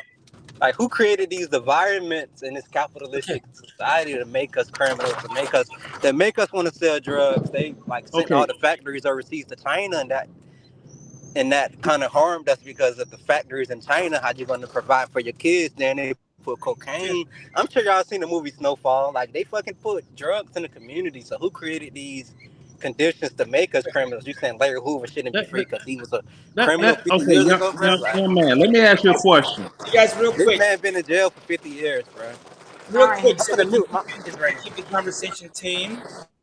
So, Michael, you're 21, right? 20 something. 21. Yeah, I'm 21. Here's what I would like to see is I would like to see more people that age engaging in a conversation like this, right or wrong. Because black people, what we suck at is disagreeing. We can Hmm. disagree. That's fine. We should disagree. But with us, it seems like when we disagree, it turns into heat, anger, fight, battling. We can disagree on stuff. Most of the stuff I hear people saying, like, I don't agree with everything that I hear, but you have to take out the positive. Let's say, for instance, Larry Hoover was, Martin Luther King was a criminal. Martin Luther King went to jail like 50 times. let's say they were all criminals. And I'm from Wall Street, so as far as I'm concerned, the criminals are cool. Martin Luther King went to jail. I mean, Michael Milken, who went to jail for collapsing the savings and loans, has the Milken Institute, and that's where Wall Street firms send their people to get advice on how to keep their finances in order. So, regardless of how it started, can we pull anything from it that's positive? Because if I had to cut all the criminals and people that have been brushed up against criminal activity, if I had to cut them all out of my life, I would be alone. And I couldn't talk to myself either. And I'm just keeping it real. Jamie Dimon from Chase Bank said, I remember he said, he's talking about felons and them voting. He goes, to all my Wall Street friends, if y'all got caught doing the shit y'all do, y'all would be felons too. He's talking to the top brass, the banks, CEOs, the leads, but they still help their communities. So, yes, what if he is a criminal? But is there anything we can take from it? Because you guys, especially you Christians, who was the biggest criminal in the Bible? Who? The biggest criminal, not Judas. Saul was one of the biggest criminals. He had a crusade to kill Christians. Like that was his job. But he switched his name to Paul, and now we praise him. So if we can praise Saul, why couldn't we take something good from somebody? Maybe Hoover started out with good intentions, but as usual, they get corrupt. And here's a paper bag with some cash in it. Now there's steak with the beans and rice. Maybe No, Hoover started off with bad intentions. He shifted. It used to be called Gangster Disciple. He changed it, the growth and development. Soon as he changed the name, they hit him with 6 life sentences, so he can never have the opportunity to see the light of day again. Hoover is a political prisoner that's been in jail for How like can I ask you this 50 though? years. Let me ask you this. You say so he was the leader of the Gangster Disciples in Chicago, and you said he changed the organization to something positive. Growth But and development. right, okay. But when it was Gangster Disciples, do you think any black people or anybody was harmed under that name, under his leadership? Of course, Hoover seen the prisons filling up. He seen the graveyards filling up. When he seen the prisons and graveyards filling up, he felt the need to change it to a more positive political force. And as soon as he changed it, the government hit him with 6 life sentences so he can never have the opportunity to see the light of day again. It was all about him doing okay, positive for Chicago. wait. Let me ask you this, but do you hear and see the hypocrisy in your argument against Ice Cube? You're vehement about Ice Cube being a gangster rapper and he's harmed lots of black people. But Ice Cube never made it right though. Wait. Because when we talk, we can't listen. You talked about how Ice Cube was a gangster rapper and he harmed all these black people with his lyrics. But then you tell me, and anybody could Google it, that Larry Hoover was the leader of the Gangster Disciples, and they gave him 6 life sentences. Some of that may be political, but under his tutelage, as the leader of the gang, you said, of course, people were harmed. How many people has Ice Cube put 6 feet deep, opposed to that of Larry Hoover? Huh? I mean, he didn't physical kill nobody. I ain't saying. So but wait. If you promoting gangster music, you doing the same thing. Wait a minute, though. Wait. But because I want you to understand something. You're basically saying that Ice Cube, who has transitioned from that, is not that. But and Larry Hoover, who you're saying is not that anymore, you glorify him. And he's done far more damage to black people than Ice Cube would ever do, but yet you won't give him a pass. So what I'm asking you is this: who influenced you to dislike Ice Cube but big up Larry Hoover? I mean, I won't say I don't dislike any black man because we all going through the same disparity and oppression. I was just saying, well, Ice Cube, at least Larry Hoover tried to make it right. Ice Cube never told kids to go to college or do good. Like, I can understand if you don't know better, but when you know better, when you went to college to be an architect, why can't your music be about going to college to be an architect? Ice Cube never fucking told kids to go to college. He promoted like guns and sets and like all the devil music. Michael. Well, because black people don't want to hear that shit. They start talking about college. Exactly. Black people don't want to hear that. We don't want to hear the good shit. I'm finna mute your mics. Hold on, Leonard. That's why I asked you to listen to the albums after he left NWA, because right now you keep on talking about the stuff you've heard, but you have not listened to the albums after that. So you say he hasn't told anybody to go to college. If you ask me, that certificate alone you'll get more education listening to that album than you will in any college. So that's why I'm telling you, get a little bit more knowledge before you say stuff, because right now you're speaking of things you really don't have any knowledge of. Donna, okay, Leonard, go ahead and rebuttal really quick, and I want to let Donna have the floor. Okay, as of Larry Hoover, when he's talking about Gangster Disciples, actually it was him and David Barksdale together. Okay, it was BDGN. Okay, Black Disciple Gangster Nation. It was 2 kings. It was 2 princes. Okay. The 6-point star came from David Barksdale, the Star of David. Okay. You had Tennessee on one side. The other guy, it slips my mind. Now, initially, and I'm going to land this real quick. If you research it, initially, Larry Hoover supposed to have been an ambassador of the Black Stone Rangers, which was led by Jeff Fort. He wanted his own organization, so he and David Barksdale united, took over the Supreme Gangsters and everybody else in the vicinity. You all gonna ride under our flag, and it became Black Disciple Gangster Nation. All is one. BDGN. The Black P Stones had a saying, said, all is well. So you had all is well and all is one. I'm trying to educate the young man because I grew up during that era in that exact neighborhood. Not, well, I was over on 63rd and Kenbark, and I knew they was over from. No, I grew up in that neighborhood right down the street from where all this took place, where David Barksdale was gunned down. Okay. Why don't we I know from forward a Right little here. bit. Yeah, I think That's all. both you guys have good points. Let's move the conversation back to a macro level. And Thank let me actually address this. Timothy, thank you so much for the donation. Say, great show, Sister Demetra. I'm 75-year-old baby boomer. Michael is very naive, 21-year-old individual. This is the part that took me out right here. Better a child be unborn than untaught. For the root of all misfortune is born in ignorance. Boy, that's a word right there. Woo! Well, Hey. we don't want to condemn the brother. Wait, no. Born. Oh, Wait. there's no condemnation. That No, wasn't a I could take Wait, criticism. I could take criticism. wait. Damn. One thing I ask for everybody to come on here. Let's check your ego at the door. See, and reading is fundamental. This brother was not sliding him. He was just making a comparison between his age and Michael's age. And let's keep it real. When we were 21, we were all a lot naive. So that's not a slight, but this was not directed toward him. I don't think. I think it was just a quote, which that blew me away. And it's very true. There's a lot of people having children, bringing children in the world, and ain't teaching them nothing they can use.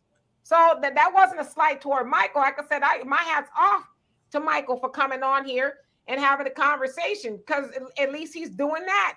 So I thank him very much. Donna, thank you for waiting so patiently. How are you? I'm good. How are you guys doing? We're doing well. Oh, I'm excellent. Good. Donna Black, what up? See you Saturday. I just want to piggyback on one thing, and we can wrap up and move on to something here. As far as Ice Cube and what he has done, he's done a lot with his dollar in giving back. He's funded several boys' summer camps in inner cities for young men. He has given to autism foundations because there is a rising number of African Americans that are being diagnosed. And although autism is something that affects predominantly white people usually have the money or the insurance to kind of handle that, whereas people that look like us don't. So he's given his money to that. He's given his money to make sure there's equity and inclusion in the NFL and the NBA. So just to name a few. So while some people give back to their communities in different ways, and unfortunately, when people have deep pockets, most times they don't give it back to our community, and he has done so. So I just wanted to make sure that was known. Oh yeah, and you're absolutely right. And the shoot, that ain't no telling what else he's done, because a lot of times with people that kind of money, they don't tell everything they do. Yeah. We just assume we don't know about it, so he ain't doing nothing.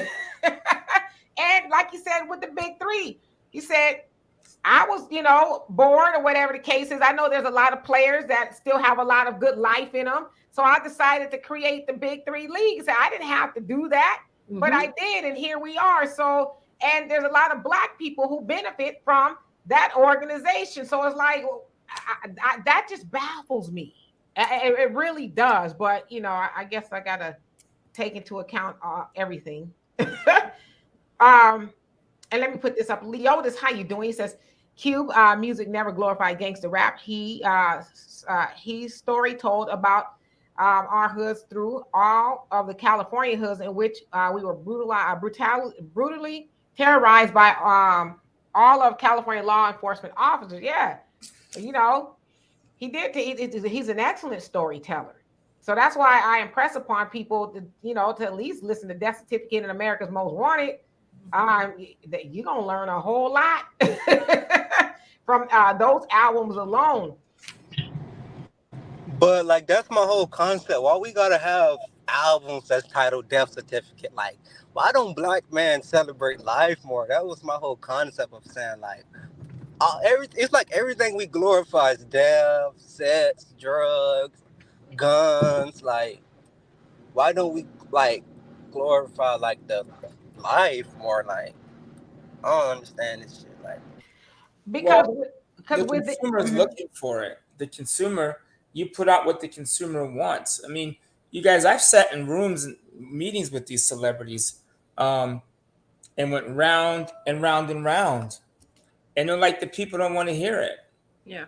But that's the concept. How did we go from Sam Cooke to albums like Death Certificate? Like, I just feel like the government, they did a lot to like undermine the black community. Like, we wasn't always making drill music and music about killing each other. We used to make Negro spirituals and gospel music. Now it's like drill music and all this evil music in these radio stations. Like, I just feel like it's time for us to wake up because it's been 400 years we've been here as the 12 tribes or whatever you want to call it, black or colored people, whatever we want to call ourselves in this present day. And I just feel like we should wake up and all just stop glorifying death. Like, Ice Cube had an album called Death Certificate. I never heard it, but I'm Listen just to saying even the it. names of certain stuff is Listen to like, wait, but listen to it. It's listen to it. You're going off of the title, and I hear what you're saying, but you keep on trying to defend something you have no knowledge of. Listen to it, and then you can form a well-rounded opinion as to why it's called that. I'm gonna bring Black And you Samara. guys, again, we're off topic. Ice Cube, I don't care if he was Silky Slim, the hoe and bitch slapper. The dude is doing something positive right now. He's trying to get black people to use their brain when it comes to picking someone to run this country. You guys, black people, I know, and I see this from a financial side. I'm telling you guys, black people, you think this is a joke. The next 3 to 5 years, it is. I watched this video and this guy talked about universal income because of the power of AI. It's replacing so many jobs so fast that Elon Musk, Larry Ellison, Bill Gates, they're talking about a universal income, which means we're going to pay you because you don't have the skills to do anything for us. We're just going to cut you a check and we don't have to pay the robots. This is coming right now. It is on the forefront. So all these things that we get diverted on, we need to be talking about stacking our money. Like, you guys, if you just bought a piece of land somewhere and you put a little tiny house on it and you rented it out, worst come to worst, you have a place to live. Like, those little things we tend to get away from. All this, like, Joe Biden is going to do what Joe's going to do. He's going to take care of him and Hunter. Donald Trump's going to take care of him and all his ex-wives and his women. But what are you doing to take care of your family? How much money do you have in the bank? Do you have a piece of property that you can put something on? Even a shithole piece of property you can put an RV on and dig a well for some water and some solar panels and say, this is my house and those are my 2 chickens. What if every black person listened to this thing and that was on the internet just got a piece of land, 2 chickens, and a little tiny house? And I'm going to put something in perspective of what Walter's just saying. People typically, they think owning a piece of land, it's the equivalent of, a mortgage payment of a house. And it's not. You can get a piece of land in certain states for like $5,000. And if you don't have $5,000, there are finance companies that will finance that for you, where your payment is like $100 and something a month.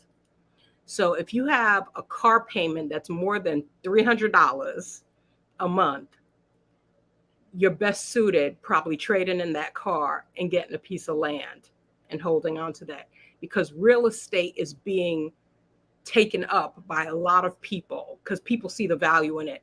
There are places, I'm not going to say it here on camera, but there are places that have been looking to buy land, and 5 years ago, it was 60% cheaper than it is today. The prices have more than doubled. So find a piece of land. You can get 5, 10, 15 acres. And the smart, get a tiny house, get a trailer, put it on there.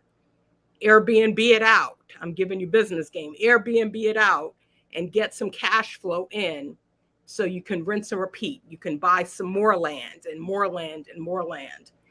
Because eventually someone's going to come knocking on your door that's going to want that, and they're going to give you a lot more than what you paid for it. You don't have to develop it. Yeah. Donna's on the right track, you guys. Imagine this. If every person in this country bought a little piece of land and they had a small RV, what would the homeless population look like? You guys have a lot of homeless people because they're out paying $1,500, $1,800 for rent, and then it went to $2,500 and they couldn't do it. So then they went to the car, and then something came up, and then the car got repossessed, and now they're living on the box. What if, I mean, you could buy a $20,000, $30,000 piece of land and put, some of these people will let you, they have this thing called seller financing where seller will let you pay them over time because they don't want the tax hit. It's called seller financing. There's websites where you can go and buy land from somebody and take over the payments. I have a friend who's trying to sell 2 pieces of property in Joshua Tree, and she wants somebody to take over the payments. Now, I know they don't have no water electricity near, so it's going to be let me get in. Let me, not to cut you off. Let me get in here. So I'm gonna have to drop a few people down so we can get people. So Leonard, let me drop you down and have you come back next week. Michael also, because y'all been on the longest. I want to give everybody else an opportunity to speak. But I love and appreciate y'all both. Okay, thank you. You're welcome. Please come back to see us again. Okay. All right. So let's see here. Black America, you were next. Oh shit. Oh, I ain't come to start nothing today. Good afternoon, everybody. How you doing today? We're doing well. How about yourself? I'm fine, beautiful. I just wanted to say a couple of little things. I wish it was to the young man, but I hope he's probably listening. He kept talking about gangster rap and what gangster rap was doing, and Ice Cube. Being 21. We used to say something when we were younger. All the hard dudes are either dead or in prison. So I'm pretty sure that he doesn't know what actually was going on in the neighborhoods. And Ice Cube, if he goes back and listens to his music, it actually tells a story of what was going on in the hood. So it's kind of like a spoken history. And it didn't send people to prison. People went to prison because they made decisions they said. Nobody ever sent me to prison, just like a Mexican immigrant never took my job.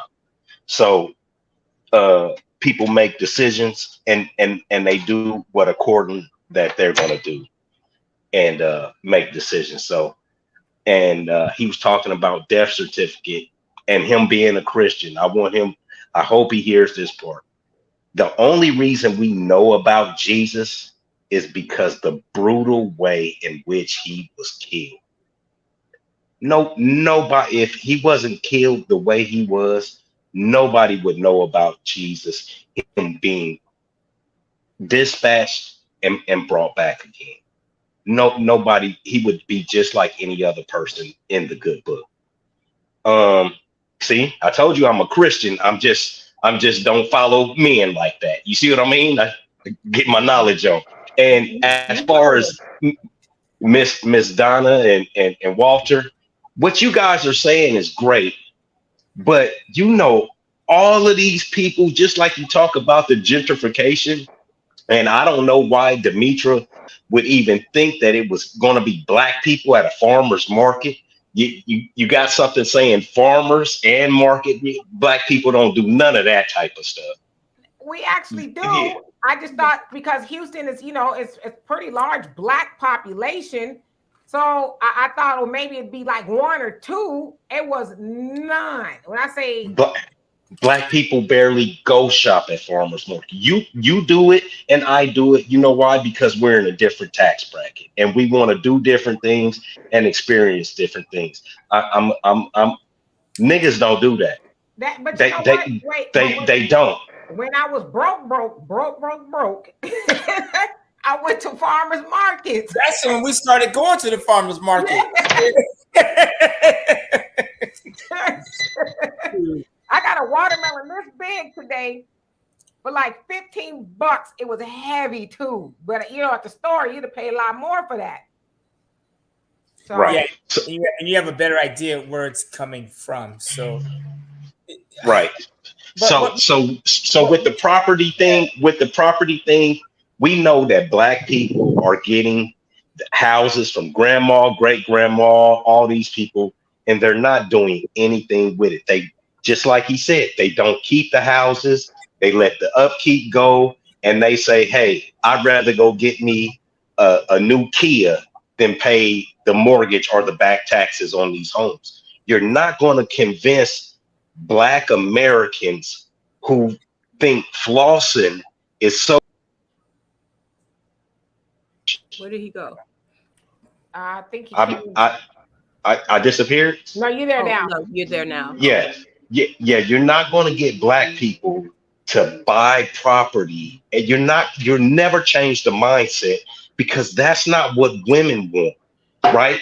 Men only do what women want. We look to you guys. You guys say you guys want guys with beards. Men started growing beards. Now everybody can't be 6 feet tall, so you got to get your money up, and those are the things. So that's why men are out here breaking their backs and risking their lives so that they can try and do please women to get women.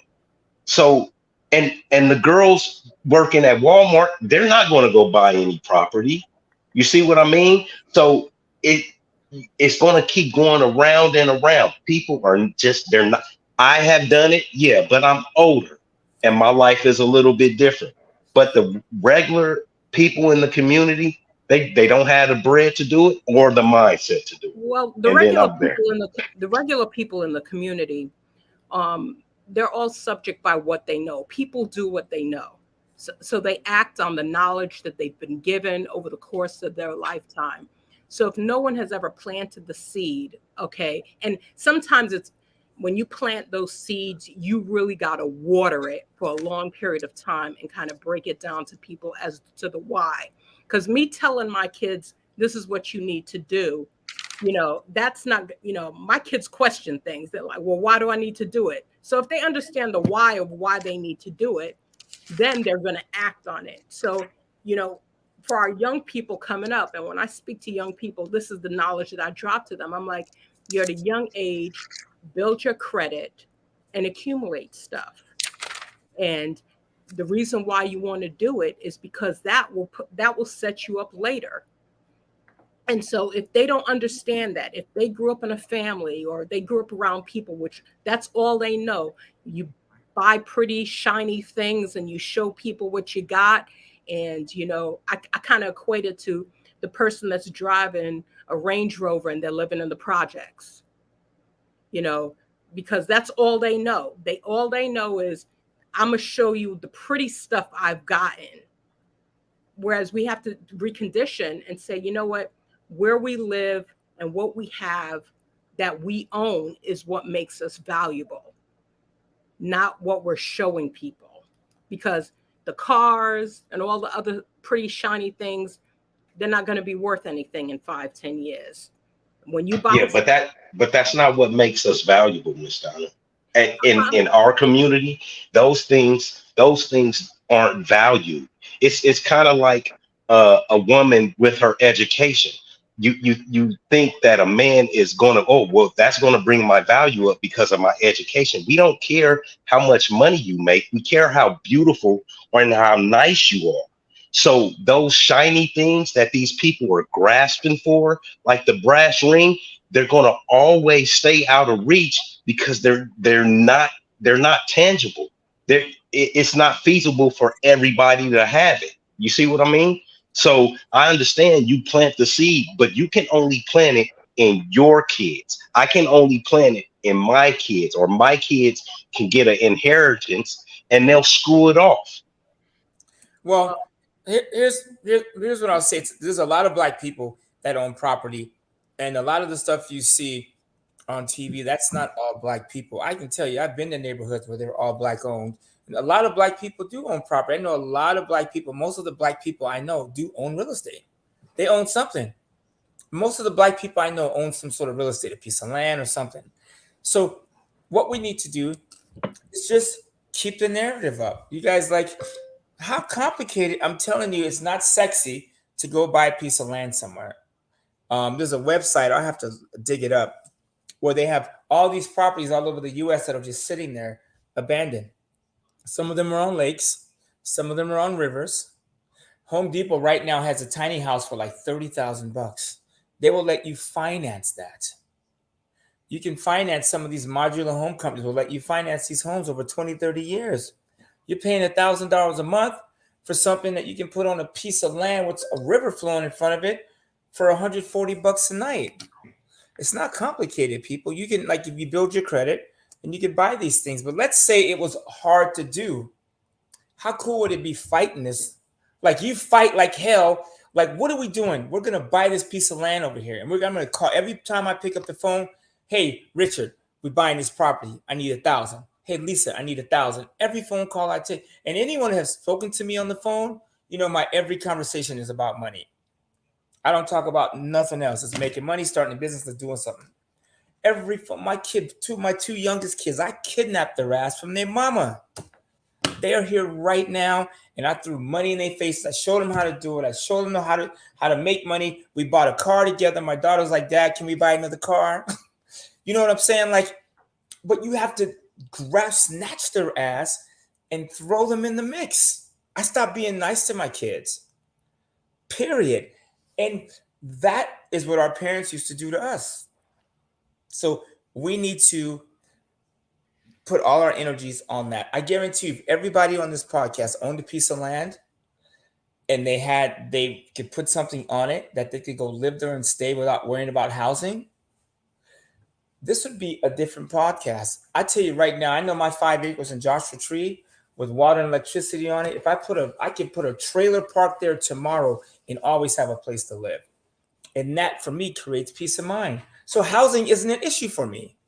Hold on a second. So I see Queen Cinnamon 13 trying to come on, but it says your device is not connected. So I can't bring you up until your device is connected. It's saying you need to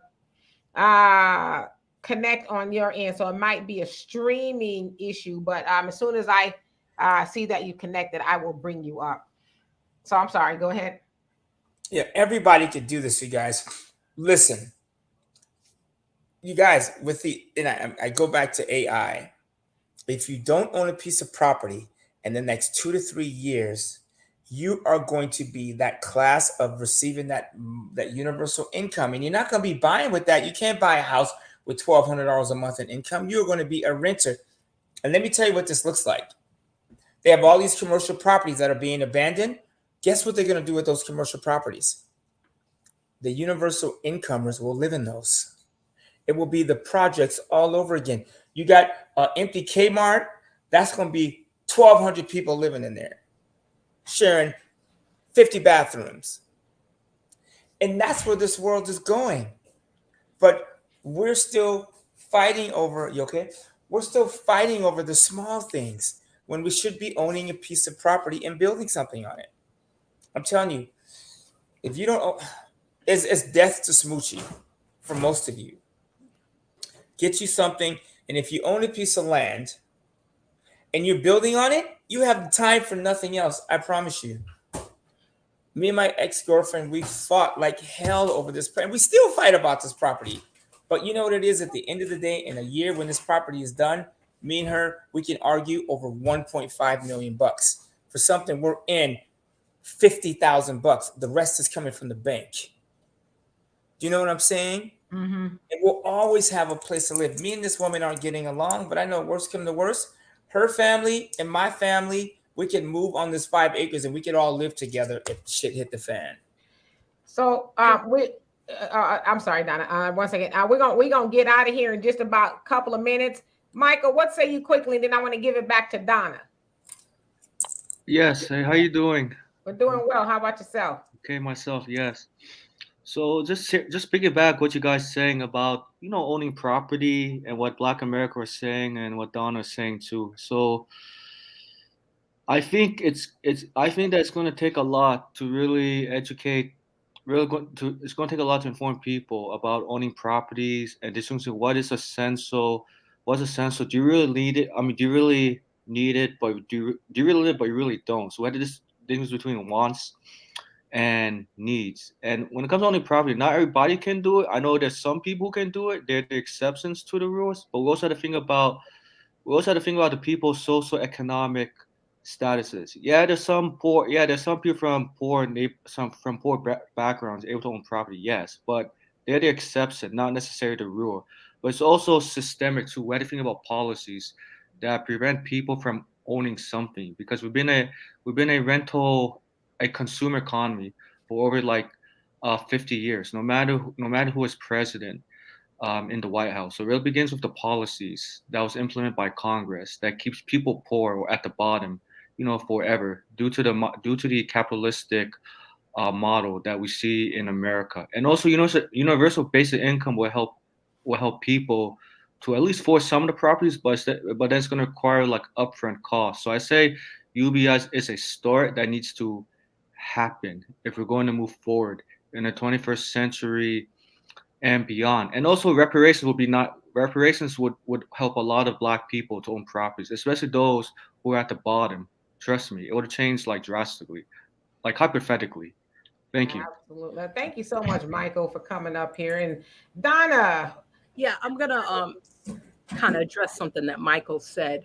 And it's true. Not everyone's designed to own things, own property,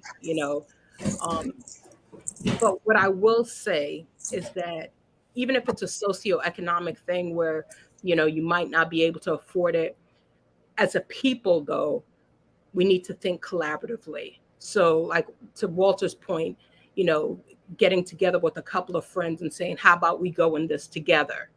That's what my family is doing. We bought some property in Jamaica, and there's like 20 of us that's contributed to this. And so, 20 people, and people like, isn't that going to be a headache? No, we're all family. And at the end of the day, if it doesn't go right, we sell it and we all move on. But we have to have a place to start. What's going to be our launching point? What are we going to do to kind of get out of this hole that this country has put us in for the past 400 plus years? So we, like I said, if you have a car payment, redirect those funds. I think the thing about it is that we've grown accustomed to wanting to be comfortable, and we're not willing to be uncomfortable for a short period of time in order to have greater comfort later on in life. So I'll leave it at that, because I can kind of go down a rabbit hole with this. And I was going to say too, I recently invested with somebody, and I was nervous at first, and I ain't gonna tell y'all what it is because I'm still in the process of doing it. But I had to say to myself, at some point in time, you got to start taking a little bit of risk, right?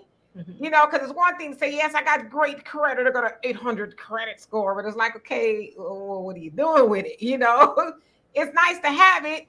But I too have to really just start saying, okay, you know what? Let me take some leaps of faith here. Let me, do some investing. And I did, and it's going to be, okay. I'll tell y'all about it one of these days in the near future. But, even if you just start with something small, and with investing, whether it's real estate, stocks, whatever, there are going to be some risks. You may lose something and you may gain something, but you have to kind of go in knowing that. But if you don't ever do anything, then how will you ever know, right? And I'm not telling y'all what to do. I'm just saying that sometimes, I know, especially we in our community, I'm going to keep it all under the mattress. I'm going to just wait. I'm going to save it and leave it for the kids. And it's like, what? You could probably have a little bit more if you had a little bit more faith. I don't know. I will say this. Like I said, how uncomfortable are you willing to be for a short period of time? Because this massage therapist I go to, she doesn't charge a lot. She told me she saved $70,000 in a year in order to clear up her credit and get out of debt. And I was like, how did you do that? She said, we stopped going out to eat. She's like, I sold my car and I walked or I took the bus to work. She was uncomfortable for a year so she can save that.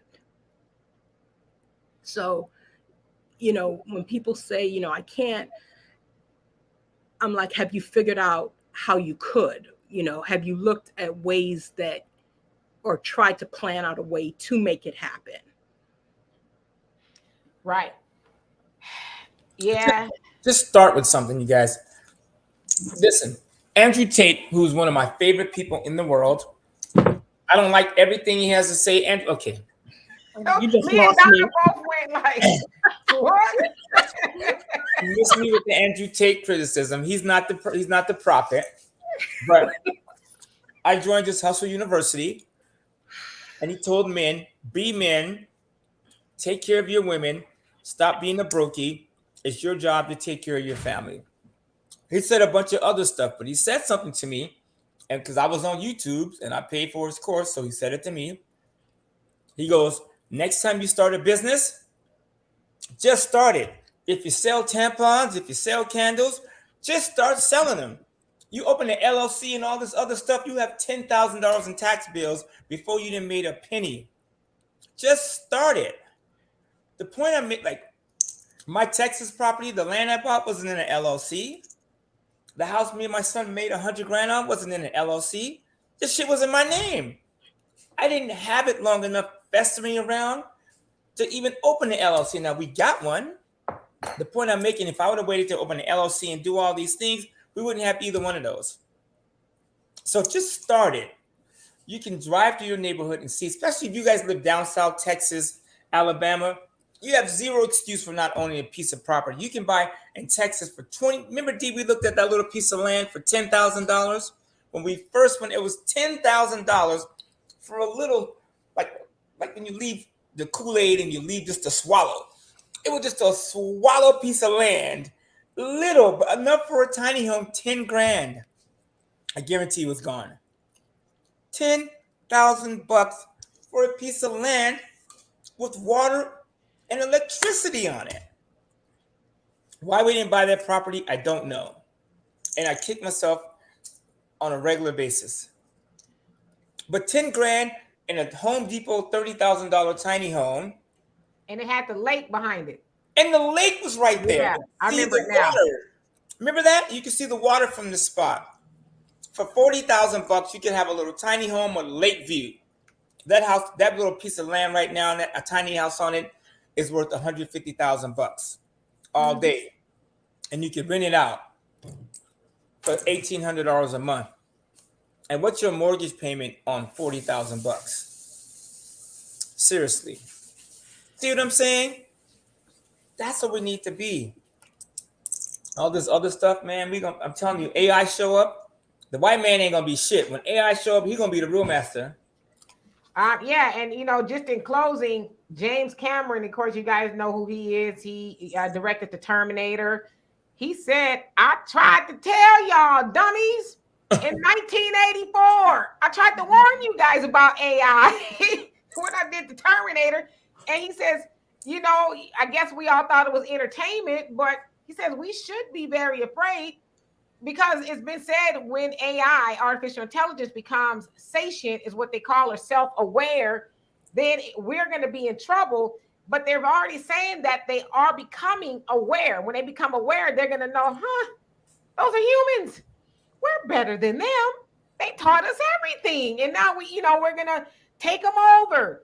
And we're already starting to see that. And so not only that, they're going to take over because they're self-aware, but we're allowing them to take over. You go to Walmart, and when is the last time any of us had somebody personally check us out? I can't remember the last time I've gone to Walmart and had somebody actually scan my stuff for me. I always remember going to self-checkout because, for one, if they have a line open, it's probably one person. I don't even remember last time I've seen somebody, a cashier at the lines. I always see people saying, okay, go to this register, go to that register. So we as humans are already putting them in place to take over, and as you said, to take jobs and things like that. So, and Black people, unfortunately, we're going to be the first ones to suffer. It's just a known fact. So, as Donna and Walter said, we got to figure out ways to escape that, because it's coming, and it's coming quickly. I was talking to my dad this morning, and he says in California, it's somewhere it's $6 a gallon for gas. Yep, it is.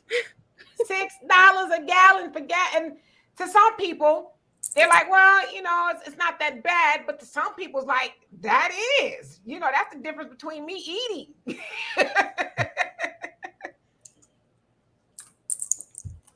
Well, a year from now, just maybe not a year, maybe after the elections, we'll see a lot of these changes. Because right now, politicians, it's election season, so there's things they're going to say. But once they get elected and they know the next 4 years, the world is going to completely change. That's assuming the world is even still here. Like, you guys, this, it's a good movie, and I'm going to say this, and I'm going to say it anyways. There's a good movie called The Zeitgeist that I saw on Netflix. It will blow your mind. Talks about the zodiac and how every religion used the zodiac. Well, the Egyptians started, and everyone else, Christianity, Catholicism, everybody copied these guys. And just watch that. So, like, for instance, when people say, well, God, You muted yourself. You muted yourself. when they say God's going to protect us from global warming and all these things, and I'm just thinking, I don't know how true that is. I said we should enjoy the moments we have left on this planet. And we don't want to spend our last, I sound like a doomsday dude. I don't know why I went into that mode. I watched a movie on Netflix. They have this universal, I don't know. Anyways, the planet's getting hotter. The article came out about the coral reefs are starting to be deteriorated, like badly, fast. We have homes in California sliding off hills. Like, you guys, there's going to be a point in time where you're going to need to own stuff just to be able to function. Mm-hmm. And if you don't, I mean, you will be one of those people. You know what I think is coming back? And I'll close with this. I think slavery is coming back, but not in the way that it was before. So think about this for a second.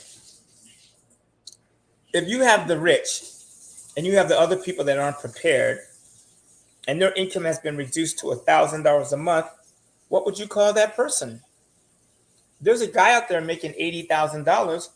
When he loses his job to AI and he don't have a side hustle, he's going to be at $1,000 a month. What do you think he's going to be doing for a living? You're going to see him behind me. Mop the foyer. Left, right. You're going to be getting down. I'll turn on some Earth, Wind, and Fire for him. So, you know what I'm saying? He can mop the foyer to the left and the right. But that is where the world is going. In third world countries, Mexico, Argentina, even Europe, they have the super rich and they have the servants. The Philippines, they have the rich. In the Philippines, for $100 a month, you can have a servant.